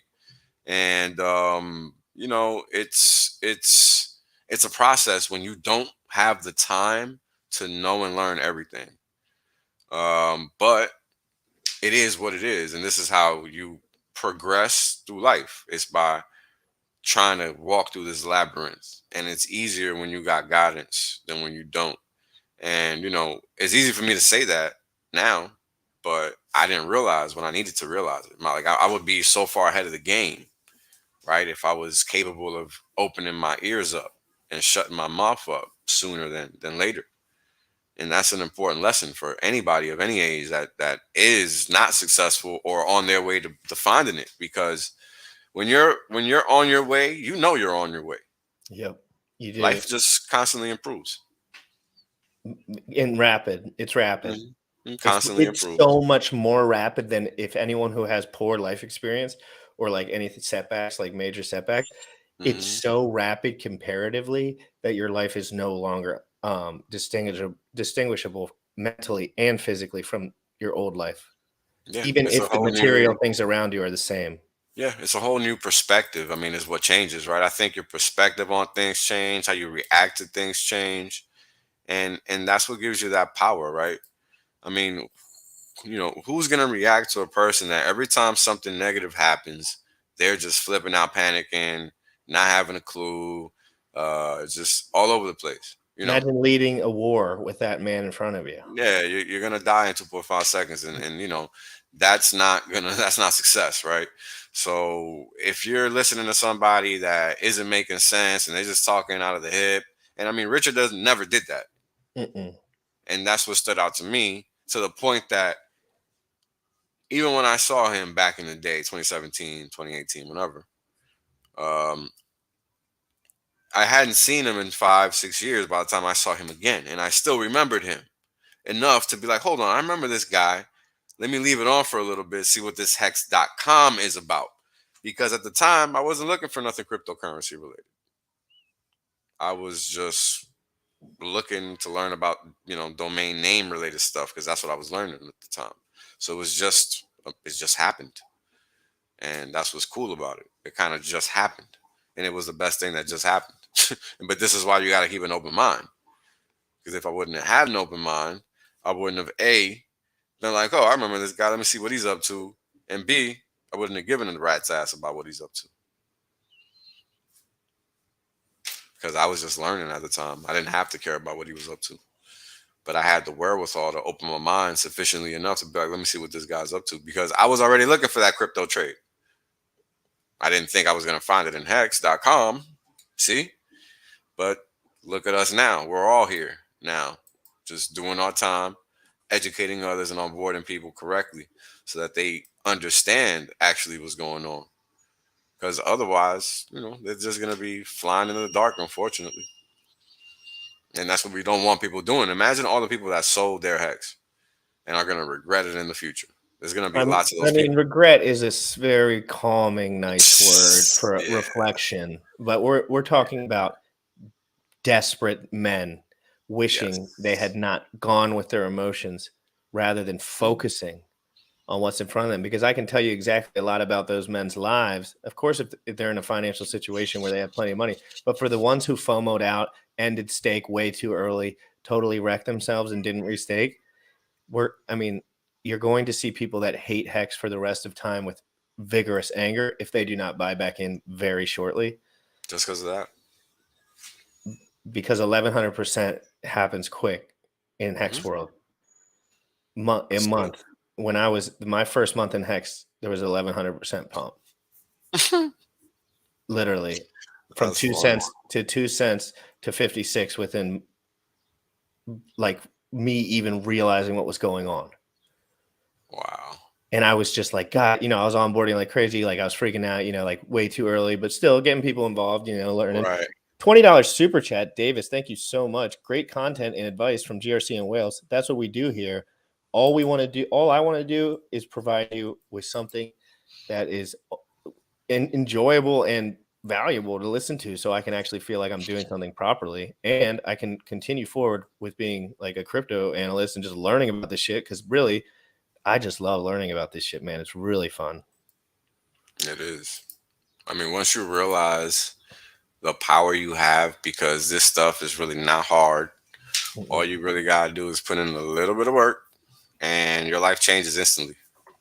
And then, once I realized, and I had realized this in other ways, not necessarily in the crypto space, because I was already kind of in my zone when I found crypto. And that's why it's gone so well for me, because I kind of understood what I needed to do in order to be able to provide value to others. Because ultimately, that's what we're all trying to find when we're trying to help others understand something, right? Because ultimately, everybody has, an idea or something, right? And they're just trying to express it somehow, right? Look at Richard Hart. We got 3 minutes till he goes live, and what is he constantly doing? Trying to save people. That's not easy. And the one thing I want to point out is, like, he tries to save people, in my opinion, not only because he's a good guy, because of course he's a decent guy. Like, he has good family. It seems like he has decent morals, but he's smart and he understands his reputation is the most important thing that he can have. So why doesn't he just double down instead of being a greedy little bastard and arbitraging his own product? Why doesn't he just double down and help people, so people actually think that this dude is a good human being, because he's actually being transparent? We're just hoping one day people realize it, because at this rate, Wales, it's hard to even imagine what the average human. All I'm hoping, I'm starting to tell the little kids about Hex. I'm trying to get the meme work ready, because the middle-aged people, they have too many opinions.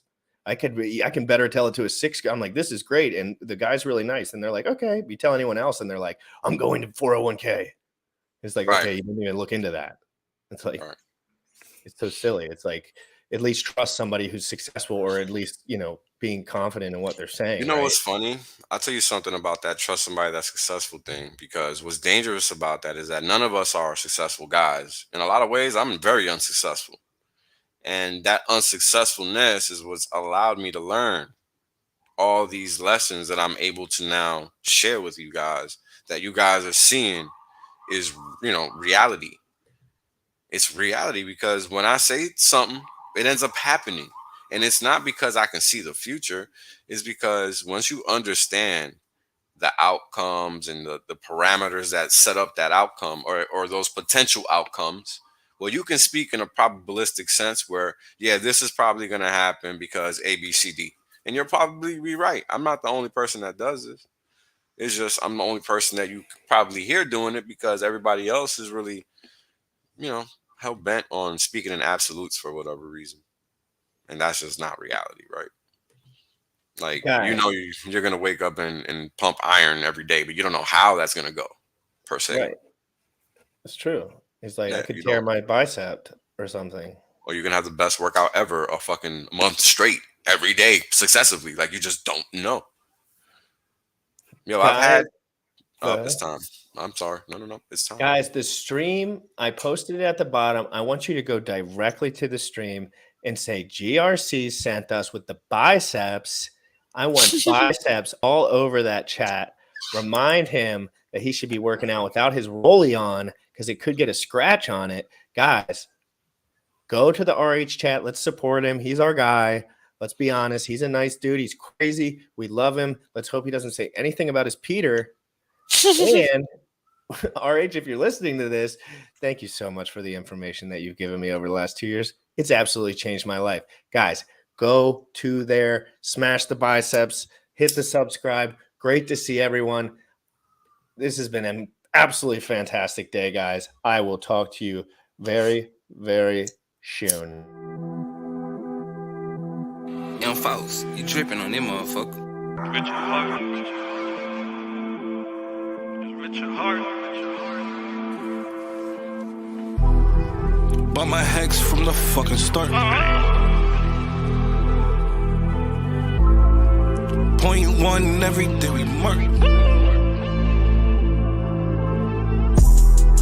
Bought my hex from the fucking start. Sacrificing all this bread like I'm Richard Hart. Got paid on big payday and I had a hairy start. Now I'm checking on my pulse just to check my heart. Bought my hex from the fucking start. Sacrificing all this bread like I'm Richard Hart. Got paid on big payday and I had a hairy start. Now I'm checking on my pulse just to check my heart. Checking my MetaMask moving. Look at the hex, he is mooning. Looking at why they be choosing. Peter is why they be losing. Pull chains out and they'll get me a check. He's gas up and it got me a mess. Remember the times he died collect. Hex I been eating, I'm dying in the best. Getting this back like a year ago. Getting this post, I ain't letting go. Swerving the ring like a Lambo. Getting this back like a year ago. Getting this post, I ain't letting go. Swerving the ring like a Lambo. Bought my hex from the fucking start. Sacrificing all this bread like I'm Richard Hart. Got paid on big payday and I had a hairy start. Now I'm checking on my pulse just to check my heart. Bought my hex from the fucking start.